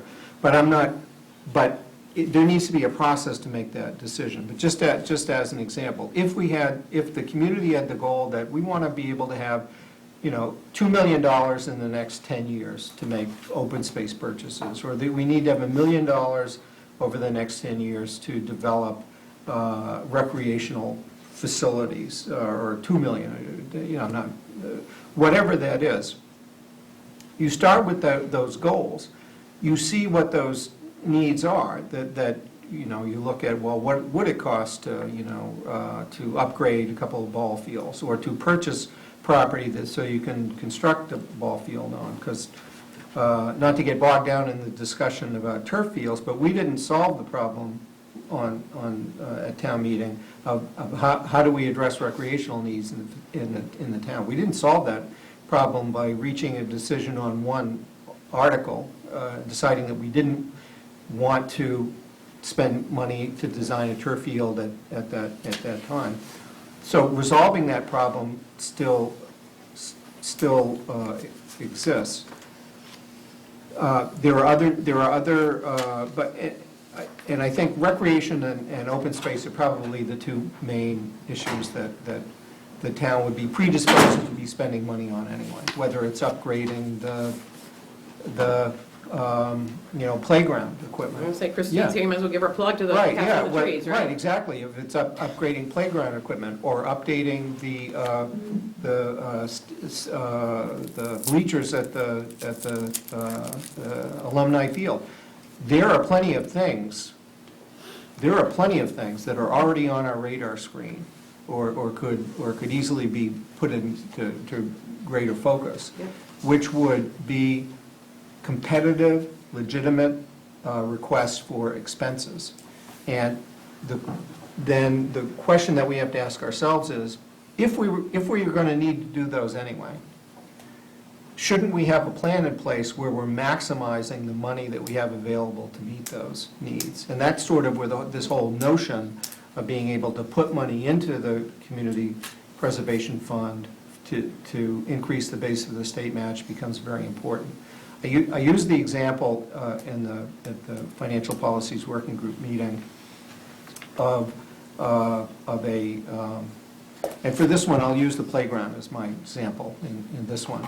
But let's say we have a project we need, that the goal is to have $250,000 to be able to upgrade playground equipment at the Castle on the Trees. And that there's, associated with that, there's a private fundraising effort going on, which will bring in some amount of money towards the cause. We should want to have a system in place that encourages the private fundraising, encourages those private funds to be deposited in a place where we can get a 25 to 35% return on the investment, and then be in agreement on who gets the dividend from those state matching funds. And it only works if we're in complete lockstep about what the vision is and what the outcome would be. And the best possible outcome would be, if we're all in agreement that such a project should occur, we should all be in agreement that the private donation funds should come in, that they go into the CPA fund to increase the base for state match, that we agree on whether those state matching funds then get earmarked for that project or not, and that the funds that go in to the CPA fund for that purpose come out of the CPA fund for that purpose. And that all of that is wrapped up in a single article that's co-sponsored by CPC and FinCom and Selectmen, so that by the time we go into a town meeting, we're all in agreement on what the outcome is, and can essentially guarantee to the donors that if they give us the money, we will put it in and take it out in a way that honors their donation. Otherwise, no one's going to give us money. So, I mean, I look forward to the policy Yeah. and having some of this written down so we can really review it and discuss it and have some good conversations on that. And that'd be very helpful, and I think we're all very much looking forward to this. A couple of things I would say is, obviously, as we get focused on, how do we get more matching, how we do all that, I mean, then there's more money involved, and then the whole idea of, is there, what's the plan, what's the directive, and what's the goal of all this stuff, that's got to be very important, otherwise you get all this money and people just looking at it with, Right. Hunger in their eyes. So that's going to be really, really important, I think, right? Yeah. The other thing that I would say is I don't want to lose sight of the 1%, right? There's goodness and there's a purpose, the folks are here to have that flexibility to do some things that we wouldn't do otherwise, or that maybe couldn't get done otherwise. And so I don't want, we Yeah. have to specify all this, but even at that, we wanted to have, even before we got into the extra 2%, even for the 1%, we want to make sure there was everybody was comfortable with what the process was, right? Everybody. And so I don't want to lose focus on that either, is the bottom line. right? Absolutely. I think what Keith is, just sort of taking some notes here, I think what Keith is talking about is sort of the external policies that are either integrated or linked to CPC. Yeah. And how everybody can get together and get comfortable with those projects if in fact they come up, and as they do come up. The other piece that I've written down is what you're saying, is that there appeared to be some sort of confusion and consternation within the CPC and external to the CPC on the 1%. And our recommendation was that the CPC should, amongst themselves, propose some policies around how they would consider projects, how they would consider using the money, so that they have some Integrate more with our guidelines capital within their purview. And that was, the internal conversation was one that we were having with the CPC, I don't know, 3, 4, 5 months ago. And then all this other stuff came up as an overlay to it. So I think that there are sort of two separate Yeah, and I agree. distinct issues Right. here. One is, to me, more within the CPC's bailiwick. I mean, that's, if you guys are comfortable how you do business, then that's great.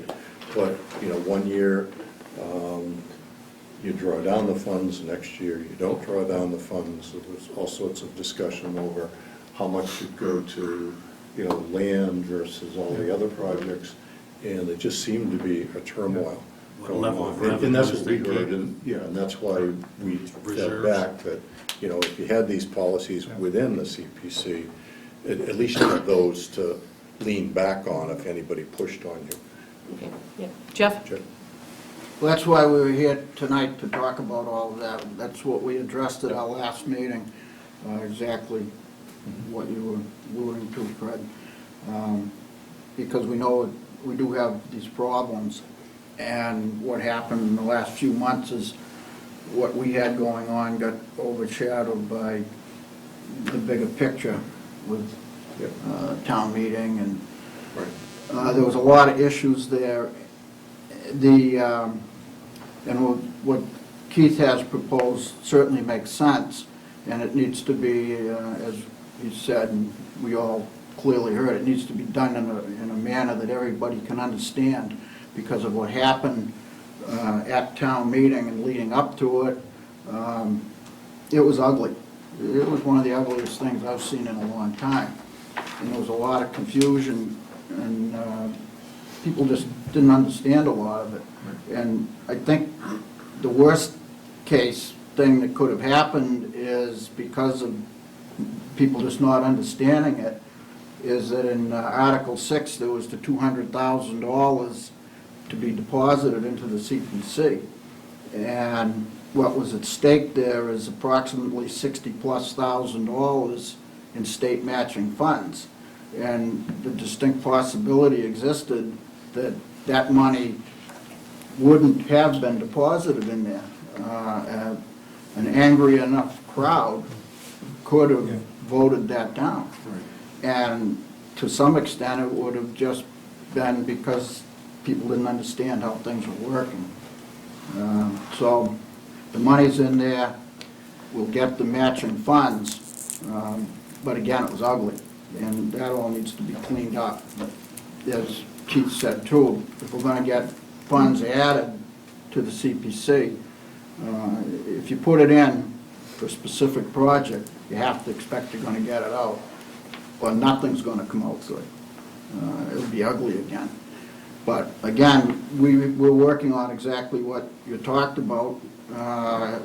The 1% that's going in there, we need to divvy up between the groups, historic preservation, housing, open space, and the recreation, and we need to do it in an equitable fashion. And we think we've got something that's going to work, we hope, and we're going to present it to you. But to be honest with you, at 8 o'clock tonight, and we've been here an hour and a half, you're not going to get anything out of us tonight. No, but I didn't expect you to present tonight, I didn't expect you to present tonight anyway, I didn't know this was And I'm sure you want to go home too. But just one question, Jeff, or anybody else from the committee. Did you discuss the, quote, matching funds and how you would like to see who gets how much of the, No. the 30,000, the 60,000, or whatever? See, you didn't get to that point, but to Keith's point earlier, I think We ought that's to part of decide Great that. discussion. Right, if they're Great gonna be discussion. laundering money, you don't go to Benny the Fence and. Well, I don't you want to pay say- the pig, We haven't ignored it. A small carrying charge is fine, No, just, but again, I think 35%. that has to be Yeah. Yeah. part of the. We didn't ignore it, but we haven't, it's not Okay. a subject right now that was on the top because we're dealing with all the rest of this. But That's right. Okay. we knew this was going to come. to kind of reset to where we were talking last summer, I just want to underscore kind of what Fred was saying, but also recognize that if I was sitting in your shoes, I'd be very attuned to, how much external control the rest of these boards trying to put on you, and that's. Absolutely. I don't, think it's our place to tell you what your long-term plans ought to be, but we should be telling you, you should have long-term plans for the 4 areas, and not going to tell you what your criteria ought to be for judging competing proposals, but there should be criteria. And, I would tell you that, like any other entity, even though you have a unique finance structure, so do a few other bodies in town, would like to see it more integrated with the budget process in general. You're here tonight, that's terrific. Probably, you might not think it's so terrific, but we'll get past all this part, about developing policies and better integrating with the capital program, specifically the capital program, because most of what you deal with are capital projects, and I think there is a common sense recognition that things you're looking at and the town's looking at, there's no reason we shouldn't be looking at them jointly, and there might be synergies there, and then sometimes there might be things that are priorities of yours that don't even appear on the town radar. That's a given. But I would say, if you're already undertaking some of that work to, come up with some of those policies or whatever, great, do it, and we'd just love to, have some input, I guess, back and forth on that, but I don't think we need to get any more directly involved in that until you've generated something that we can kick around. Yeah, I agree. I'd just like to point out one other thing. As a friendly reminder that the CPC is effectively just a facilitator. We take in the applications from whomever and determine eligibility, and at that, if it's eligible and we choose to vote on it and approve it, it gets passed to town meeting, where the citizens of town have that final decision. It's not like we make that decision. We're not judge and jury right there. So there is you gotta be mindful, there is a minimal amount of risk. Decides whether it gets to trial in the first place. If it does get to trial, then. Yeah, that's right. in But- effect, You But get the- to indict them, right? Right, but that was the, one of the reasons why, even before we got talking about the matching funds, the idea of having a long-term plan would be the saving grace for the CPC, even just to consider how its 1% gets spent. Because if they could articulate the broader vision, and there's plenty of backup in the community for the vision, that you need to have a couple of million, you need to figure out how you're gonna have a couple of $1 million for open space when the need arises. Or you're gonna need to have, X dollars available for recreation facilities when those things bubble up to the top and are ready to go. Because the $200,000 a year won't let you do any of those things. If you're looking to do And- big things, then you gotta be able to say no to a couple of small Right, things. if you have the plan that says, our goal is to have $1 million there when we need it, then that's the basis for your saying no to a particular project that may come in and be ready to go. Great project, but you know what? It's not the highest priority that we have. Maybe the applicant's highest priority, but it's not the towns, the committees, whomever's, because if we've adopted a plan in place, so to protect ourselves from Betsy, ourselves. One so. thing that would help me is, I'm struggling because I saw the contention at town meeting, and it was a little bit, there was some animation there. Are we talking about with this policy shift, are we talking about the same old CPC with a better policy and a better connection to our town? Or are we talking about a fundamental shift in the CPC? Because I'm hearing about using words like, well, this is for things that we would be doing anyway. And as a way of, managing improvements, like it was brought up, things like bleachers for the alumni field or other things. I think it's a fundamental shift, because in the bigger picture, aside from this 1% discussion, you're talking about really melding this with the whole budget process and the capital process. Right. So it's not just here, like we earlier, I think Keith used the example, you get in the long line or the short line, right? Is this a priority, and where should we be funding it, or where can we best fund it? So it really is a fundamental shift in terms of how we're doing these things. Now, there'll still be pieces of it, again, that are outside that aren't part of the town budget at all. There's things the CPC does that aren't there, and they need to continue with that. But I think in terms of the contention that and a lot of the issues that FinCom had with that whole process, and it wasn't just CPC, it was the whole turf fields. But there's a process, right? And there's a budget process, and how do you get things prioritized and capitalized to make sure that as a town as a whole, our limited resources, are we spending them where we want to spend them? And that, I think, is the premise. And to me, that's the good news about this whole discussion, is I don't think anybody's disagreeing that we need that framework. So we just need to get it in place. Yeah. And then there will be, obviously, we'll tussle over some of the details of it, but I think we're all in agreement that the framework needs to be there. Christine? I just have a quick question. There are 155 towns in Massachusetts that use CPC funds.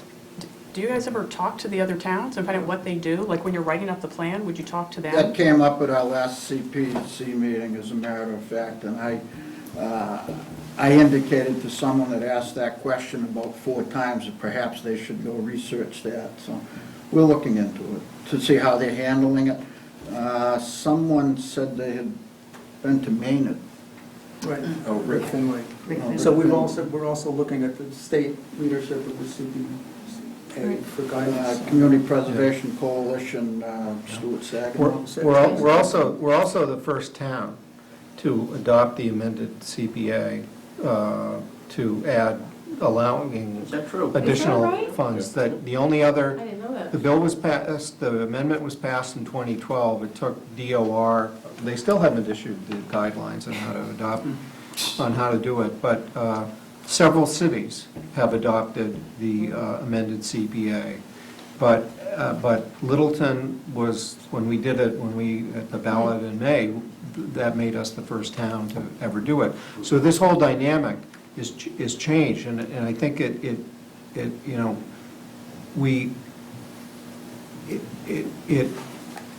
that dynamic, the ability to put money in is just changing what the nature of this discussion is that we have, and we can't afford to have the CPA group off by itself anymore, and they don't, And I would say we ought to do it fast and get as much matching as we can, because as all the towns find it, Right. it's gonna go up and the Yeah. matching's gonna go down. The question, it was interesting what you said, that DOR has not issued any guidelines to us relative to what we can do with the money or how it's Or how you, yeah, there's been no, there's a They call them draft. IGRs, or informational guideline releases, and we're waiting for one for, They have not yet updated Process. the official guidance document that goes out to cities and towns that tells them, for example, how do you adopt the amended CPA? That we had to be a trailblazer on that by having our town council deal directly with DOR council and the Secretary of State's office to make sure that what we were doing satisfied at least the attorneys within those departments. So that's what we did, but there's not an official guidance document that says, here's what your town meeting vote should look like, here's what your ballot questions should look like, and then here's what your town meeting articles and motions should look like. Those are coming, but and we've gotten on-the-spot advice from DOR every step of the way. There's nothing that we've had our town meeting vote to do that DOR hasn't, signed off on, but they haven't issued a guidance document. So DOR That was all- okay with the two-step that we were trying to do to fund the fields? That, yeah, yes, that, and there's an anomaly, because, and there the specific question was, we all recognize that the Community Preservation Committee, under their statute, is the absolute gatekeeper to whether money can be taken out of the fund for any purpose. That's black letter, that without a vote from the Community Preservation Committee recommending the use of CPA funds, town meeting cannot take it out for that purpose. That's how you guide money coming out. Interestingly enough, for money going in, it doesn't contain that restriction. So town meeting can put money in to the fund But they can't get for it out. any purpose, But they can't get it out. but they can't take it without out. the CPC. And so it's sort of, it's an anomaly, but, and it's, but you don't want to be there when the worlds collide, because just because you have the legal ability to put money in and for any purpose, if you don't have the ability to take it out for any purpose, then you don't want to put it in the first place, so. Well, for example, if we put $200,000 in. For active recreation. Theoretically for Yeah. active recreation. Now, is that active recreation binding? Yes, it is. Okay, so, but the CPC has the authority to say, well, we're going to put in a dog track because we want our dogs to have all the active recreation they can have. And they theoretically could bring that to town meeting, and it wouldn't. They could. get I passed, mean, but- another law would say you couldn't bet on the dogs, but. No, I wouldn't bet on that either, but, Well, but they could- yeah. what comes out, I mean, practically speaking, they're going to work with people and. Right, practically it works, and for the first time, but it does, just the even if we're all in agreement that the 200,000 that went in for recreation purpose should come out for recreation purpose, legally, that's still the determination of the Community Preservation Committee. Has anybody No, explored whether right, you could take a is it- vote in advance of the deposit being made? Well, that's what. I know that's kind of what Well, part of the town meeting Right, I mean, debacle that- was, but. Well, and that's what we're looking to memorialize in the policies Right. and in the plan, to say that from now on, the only sort of article we're going to put in that has money going in is you do that in the first paragraph, and then in the second paragraph of the article, you take it out for the same purpose, so that it's a single vote that puts it in and takes it out, if that's what we're all in agreement should happen. So the article would be jointly submitted by CPC and, and whatever other sponsor. So by definition, CPC has agreed with the goes out, the goes into is the town's prerogative. The Gazeta Right. is still the CPC's prerogative. Right, and you would have the two sign a treaty that says, by If that- co-sponsoring the article, that one party brings the money and the other party lets it come out. Okay, And yeah. that if you're not in agreement about that, you don't put that article in the warrant. Okay, so again, that's the And you ex, reach all of those things before you get to town so meeting. that's sort of the external Yeah. policy and linkage. Right, and that gives us the ability to say, before the warrant closes, hey, we don't have agreement here, so we're not going to do this. Right, So that's how we avoid it in the future. okay. Okay. Okay. So those will be some fascinating discussions going forward. I think we're all very anxious to get that moving, so we have things in place. So we'll coordinate it with the chair, with Betsy, and to, when there is a meeting where this is on the agenda, that everyone will be notified to that effect, so.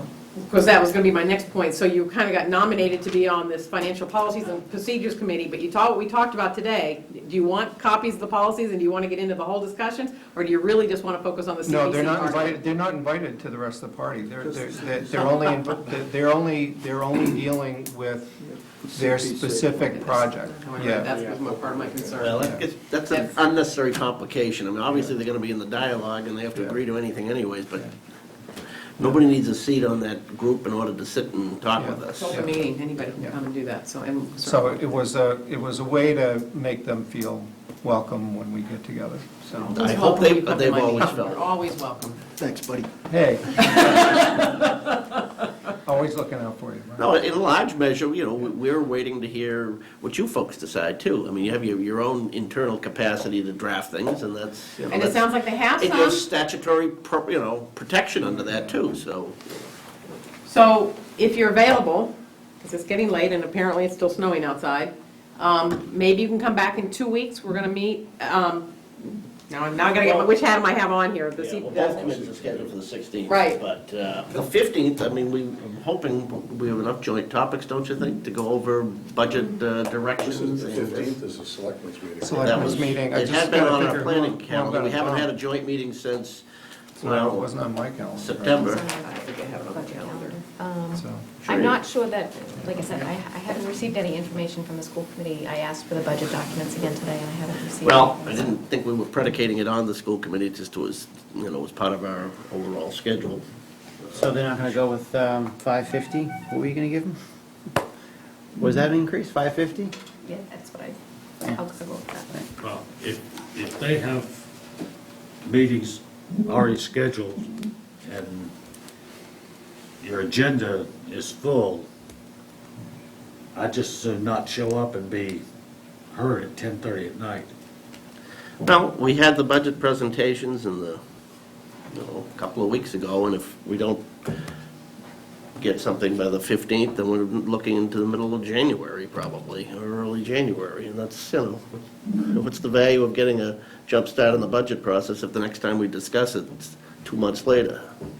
That's exactly what I've been saying all along, but If we're back in that place, then we didn't do much other than give ourselves a month's vacation. I don't know, I'm all for having a meeting with the Well, I think we could do selectmen. it the board of selectmen's full on the 15th, we can come on the 16th. That's fine, we could I mean, I think host, that would- we were. I would think that would work, I'm just Now, are you gonna managing the make fact sure the that. invitations get to them and they show up? Sure. Yeah, I mean, we flip-flopped in the past, so why not we host? We'll host. Yeah, you can- We'll bring the cookies. Yeah, you can host for the 16th on a budget summit with the schools and, yeah. Even if something's not done, all the more reason to have a meeting. Just to face, we can do it then, I've run out of hours to assign on That's that fine. Monday night. Madam Chair, Yeah, does that make sense? no, I think that makes good Yeah. sense. I'll email Dorothy. Of course, I'm not gonna be here. So, yeah, so Runs late, let's, maybe I will. yeah, we can shoot for that, yeah, get it done before the holidays. Now Jeff said they have something, that you've been doing some work. Do you Yeah, want to, we've do you got want to stuff talk together. about that? You want to present also on the 16th then? So Well, the that's Board what of I was Selectmen gonna here? ask you, do you want us to do it at 6:30 or 7:30? So I think Oh, 7. 7:30, it's yeah. not policy, it's really, you really want to get these teams, yeah. And especially if the joint meeting's gonna be with the selectmen too, you might as well, it should be That's what I updating mean. both groups. Yeah, we can do that, huh? So will you meet at 7:30? Well, we were gonna go over what we Um, did. I can get here, Yeah. I'm just gonna be late, that's all. You know, Bonnie, probably, can you give me, because what I should find out is who else can come to the, because nobody can come at Schedule 6:30? the, You wanna wait till January? Right, and Christine's going to come Christine too. too. Yeah, that's good too, because Can then we you get wait Board of till Selectmen too. January? Is that gonna tick you off? You guys? No, I don't. No, that's when you're ready.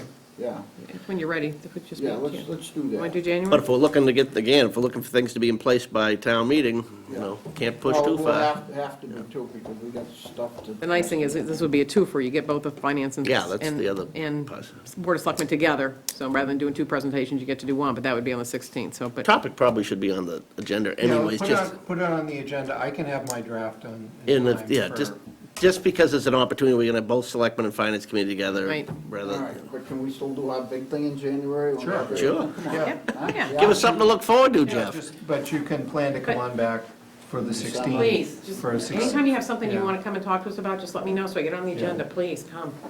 Okay. All right, Absolutely. Well, we'll plan on, we understand we're invited to the party on the 16th, Yes. but we'll plan our big presentation in January, and if you have your people, contact our people for whatever date and time we'll be here. Okay. Great. We don't have people, but we do. No, exactly. We have Keith. He'll- Yeah. They is us.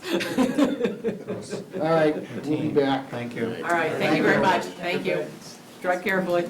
I was looking at the updated regulations for CPA, and it says that Okay, Well, yeah. I was going to say originally, gee, it's getting late, we could probably hold off a lot of the budget discussion until the next time, but, well, we still can, it's just a little bit different. I can give you a, but, Yeah, well, number one, you have a transfer request, so let's make sure we talk about that one first. yeah, I think you that- put it down as, Well, because I thought it was something different, because Maren Toohill had copied me on that email, so you had a different one. I haven't received the actual format, but I wanted to give you a heads up that it's coming. There's a $2,800 request for some damage that was done. Close at that the- door, Joe. They're going. At the middle school floor. Sandy, I'm sorry, start over again. That's okay. There was a $2,800 request for some tile replacement at the middle school cafeteria floor. The Elder and Human Services Department had an event there, and unfortunately, one of the tables was moved in the wrong manner, and it kind of damaged some of the tiles. It cracked some of the tiles going across the cafeteria floor. The school custodial staff looked at it, tried to see if they could fix it themselves. They can't. The tiles need to be replaced.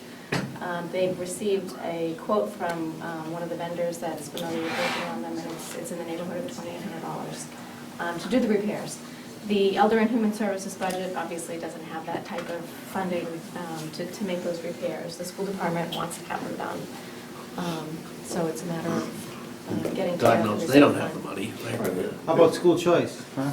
Probably a couple million in Are there. you seriously asking for $2,800 Peanuts on, for a on, department that's 17 funded million? at almost 17 million? That was the request. We don't have the authority to spend their budget. Right. I don't want to spend their budget. I'm just saying, I can't believe you're asking for $2,800 for a department that has essentially $17 million spent for the year.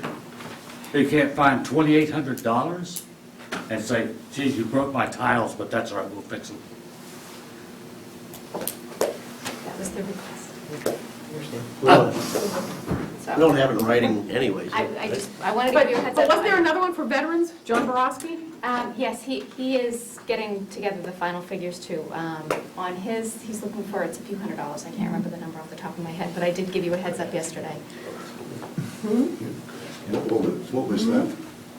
What was that for? He had some mandated training that he needed to go to that he Right. didn't include it in his budget. Okay. He has it in next year's request because it's something that he has to do. Okay. But it's, you know. So we'll have that for next time Yep. to sign? Yeah, Okay. he's got the paperwork, he's completing on that, so. And then there was a potential from Maren Toohill on Conservation Commission.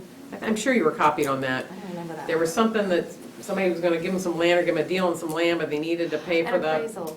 yeah. Yeah, she was looking for other funding that's available to finalize the number Okay. that she needs. So, but you don't, none of those are final, though, those are all No. just. What was the level of funding on? She was thinking it was going to be somewhere in the neighborhood of, under $5,000, but, so she's trying to figure out what accounts conservation had. She's kind of helping out and filling in that department right now, so.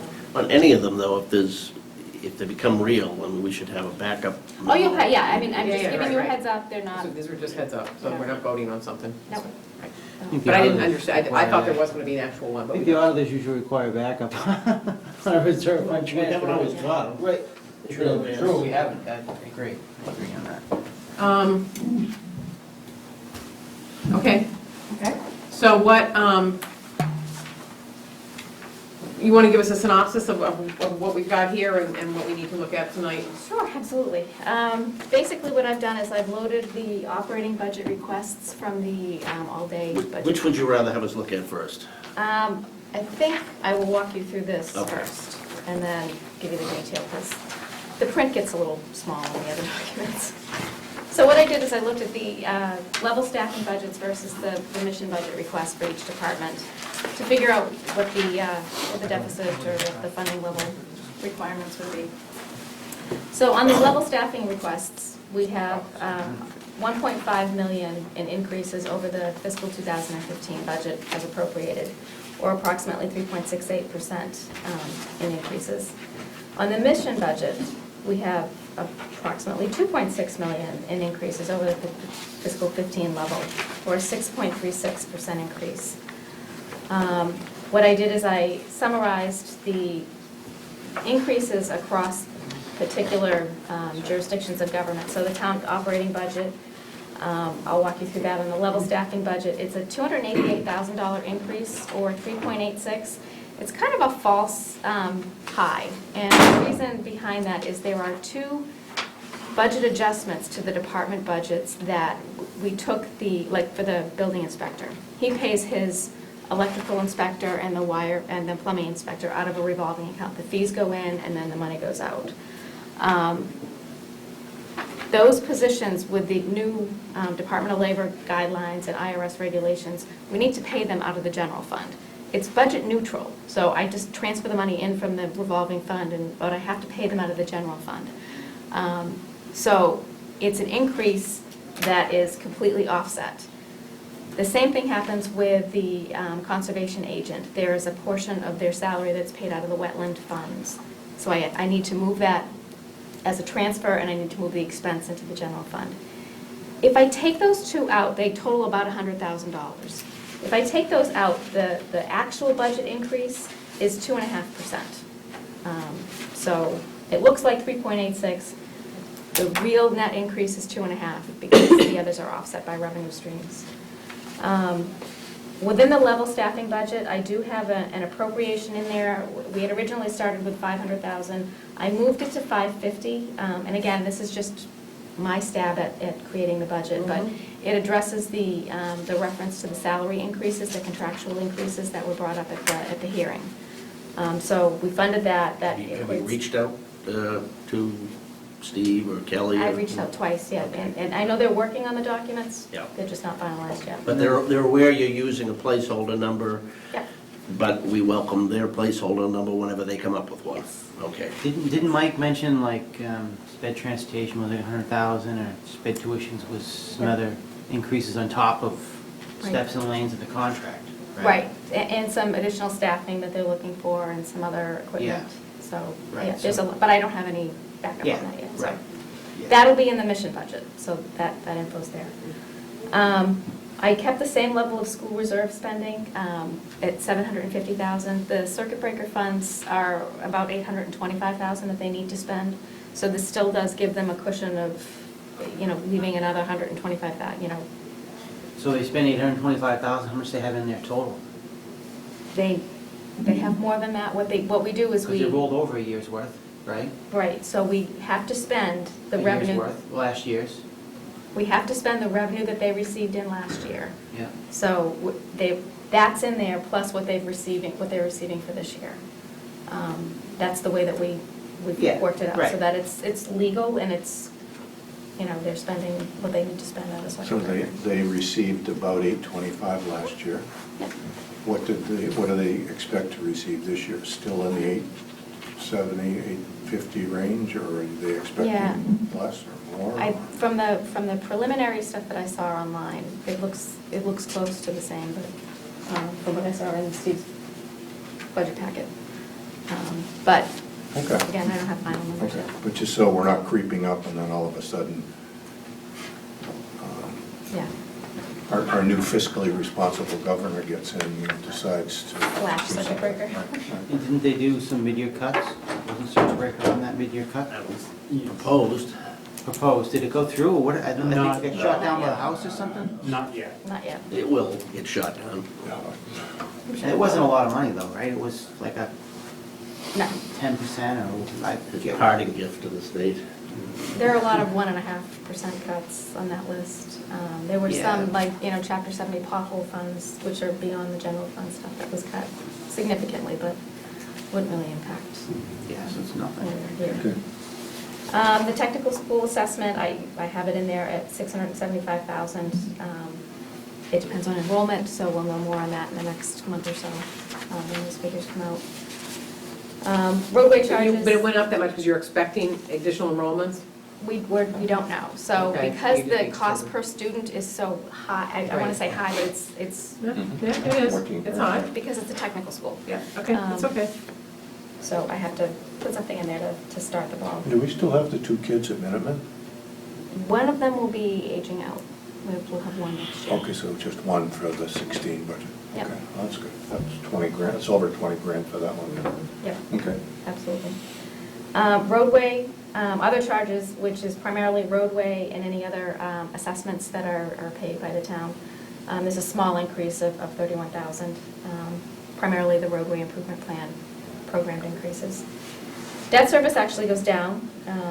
Again, we've got debt rolling off, we've got short-term debt that is not necessary in this fiscal year, so the reduction of 471,000 is captured and not allowed to roll to be available in the operating Well, that's budget. my question. Your projected deficit at the bottom, does that reflect that number? or is Yes, It does? it reflects the fact that I'm not letting this go to, Okay, so that's not really an $800,000 deficit, right? no, it is, because if you look at other amounts raised and available for capital. Available for capital is where that offset is made. And I'll kind of walk you through this later. It's a little confusing in this fiscal year because in 15, available for capital, you see the Yeah. 1,940? Okay. That was originally about $1.5 million. Okay, but we spent additional snow and ice money in the fall. So if we and looked at a used that on historical trend capital. of that number last year was a spike year. Right. So, because that was there, and my other amounts to be raised, which includes snow and ice, was falsely low. So that $400,000 shift would have been in other amounts, and it was spent and available for capital. Right, So- so the differential from the debt service Right. appears as the available for capital, and that's, So Okay. this deficit of 412 is the real deficit, there's no. okay, good. Okay. Well, not good, but, you know. I know, it is what it It's been is. 2 million at this point in different years. But again, that's with the assumptions that I'm walking through here, and they may be very different than, Right. the reality that happens later. If you flip the page, I have it, the same comparison done on the mission requested budget. So you go through the line items, the town operating budgets go up 663,000, or 8%. School appropriation, I have at the $1,130,000 that was referenced in the budget hearing. And again, I put the full burden on the general fund appropriation because we're looking at the same level of school reserve spending unless there are some changes made. Same technical school assessment. Roadway, Jimmy Clyde's budget had a slight increase of another, 30-some-odd thousand dollars in roadway in his mission budget, so that's adjusted for that. Debt service is the same. The employee retiree benefits are up slightly from the previous version because I had to account for additional staffing that's requested in the mission budget. The capital is actually the same, and the other amounts to be raised are slightly different because as the budget changes, so do the appropriations for stabilization fund, keep meeting that 5% minimum, that's in there too, so. Okay, now, in Jimmy's budget, the selectmen paid money to have a study done on his department, and that came back and recommended some incremental staff going to parks, if And you engineer. will, and then also an engineer. Where is that reflected, or is it reflected in any of these numbers? In the mission budget. It is. So, All of it's in the mission budget, or? yeah, it's in the town operating budgets. Yes, yep. So Okay. if you go to the next slide, what I've done is kind of, I looked at it and said, you know, I'm going to highlight the major increases in both versions of the budget. So in the level staffing, the major variances are the adjustment that we did to legal expenses to increase it by $75,000 to make it the realistic number that it is. A $20,000, again, these two I talked about briefly, but $20,000 increase for the conservation agent, which is fully offset by the wetland fund transfer, so it's neutral. It shows as an increase to the budget, but it's neutral bottom line. Same thing for building department, the $78,000 increase for the electrical, plumbing inspector's hours, budget neutral. School appropriation increase of $550, which covers contractual increases only, that's all. The employee and retirement benefits increased by $700,000 due to claims experience. We just met with Maya today, and we were told that our claims are running at 113% of our premiums. So we know that there's an increase coming. Yeah, we've had, I guess, a rough year with the employee health issues, so. Do you anecdotally know where the causes of that? We have the data, we just received it today, so we're going through it, but.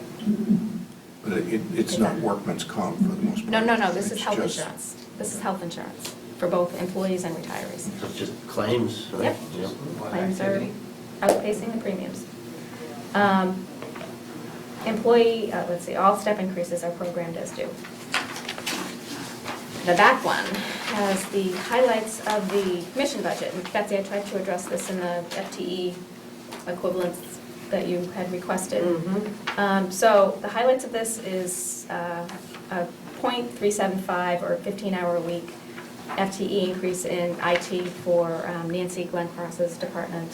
She was looking for a part-time person to help her out. Planning board, a 5-hour increase weekly for the planner, which is .125. One full-time increase in the police department for a new patrol officer. One increase in the fire department for a new full-time firefighter. Now, And- the distinction between those, I mean, on the previous page, you had the things that were funded offset in the budget, but essentially, most of the police officer being requested by Chief King is offset by cuts from overtime, right? Right, so if you look at the police department, the budget increase is $21,000 to Right. affect this. The salary for the police, officer is more than that. It would be like $49,000. The difference is savings in overtime. And the same thing with fire. Is that the same? I was gonna ask that Yep. question, yeah, okay. I was gonna say, that was a cheap patrolman for 21,000. Right. But to some extent, it's kind of a one-year savings, because next year it's going to jump up again without adding, hiring any, but. Well, in theory, Well, I the guess the overtime would increase. stay at the lower level, so Yeah. you'd have In the case the, of the fire, we just added 4 and just heard that it worked out great. I- And the plan is to hire even more the year after this. Yeah. What you can So be that's what doing we would be need to even plan. greater. Huh? You have to have, What do you you mean? have to have somebody to put in that. Is the ambulance gonna arrive at the house before you get sick? What's, You have to have somebody to put in your building. Okay.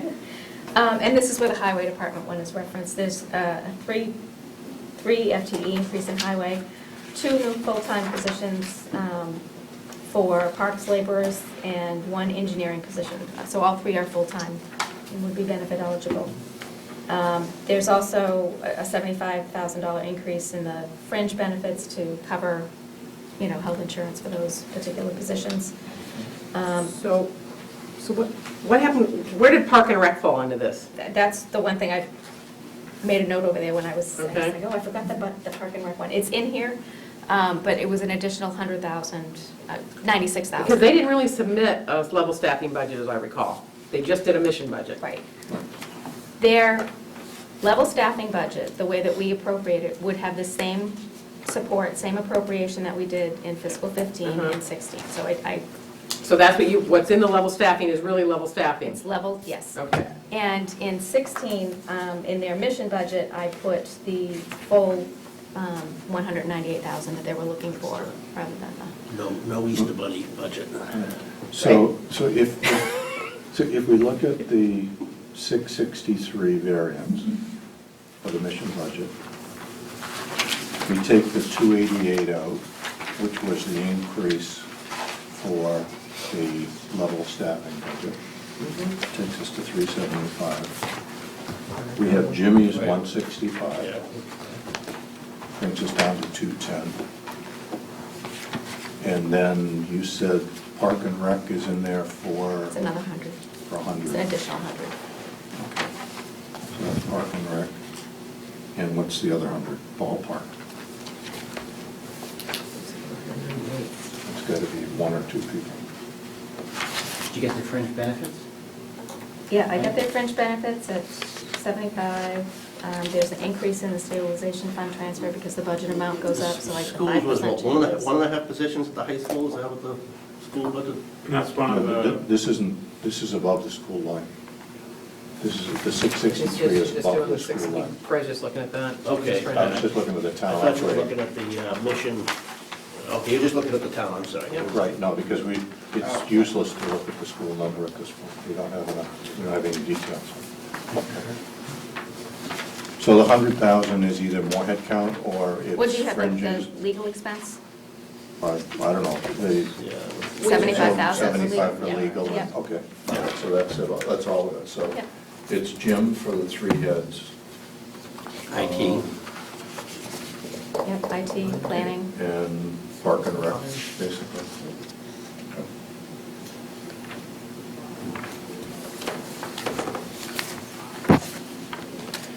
Small print tell any different story? No, I just figured this might be more useful than, this has got all the details, all the notes on the FTEs are in there along with the line item in the budget.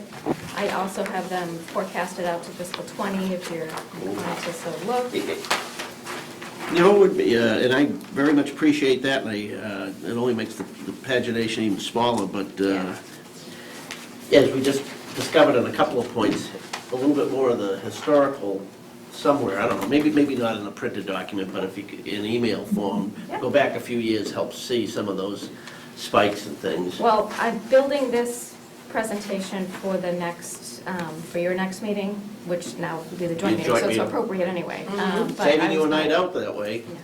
Well, maybe not. So I was going to expand on that, and I can add the history, and I mean, if you do look at the budget documents, you can see some of the historical information, like when we added the firefighters and previous years and other budget adjustments that were made, so. But are those available in the spreadsheet, if we got spreadsheet copies of this, we would be able to, okay. Yep, So if you sent that to us, we yeah, and you can. can make it as big as you want. Right. I'll do You that. could do something like this with, instead of going forward to FY '20, go backward from 16 Oh, yeah. to Okay. 6, 8 years ago. And like you said, you can also do So that 150% gives for you the old trends. guys. Yep. Yeah, so please send that out by email if you wouldn't mind. Yeah, I can do that, absolutely. Marvelous. So like 5 years back? Yeah.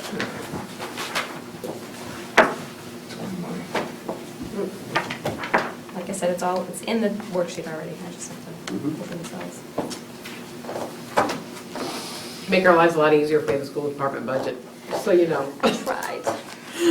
Anything you can do, the sooner the better for us. It just I did get to their subcommittee meeting last week. Okay. And it still sounds like the same three topics that Mike spoke about on the budget day, which is the SPED, the new positions at the high school, and what's the third one? I'm forgetting. well, the positions were, again, we're still not cemented on where we want to alleviate where we're feeling the stress the most and where we want to focus. But the class size issues are evidencing at the high school right now, right? Class size at the element at Russell Street, Is that- yeah. and at the high school.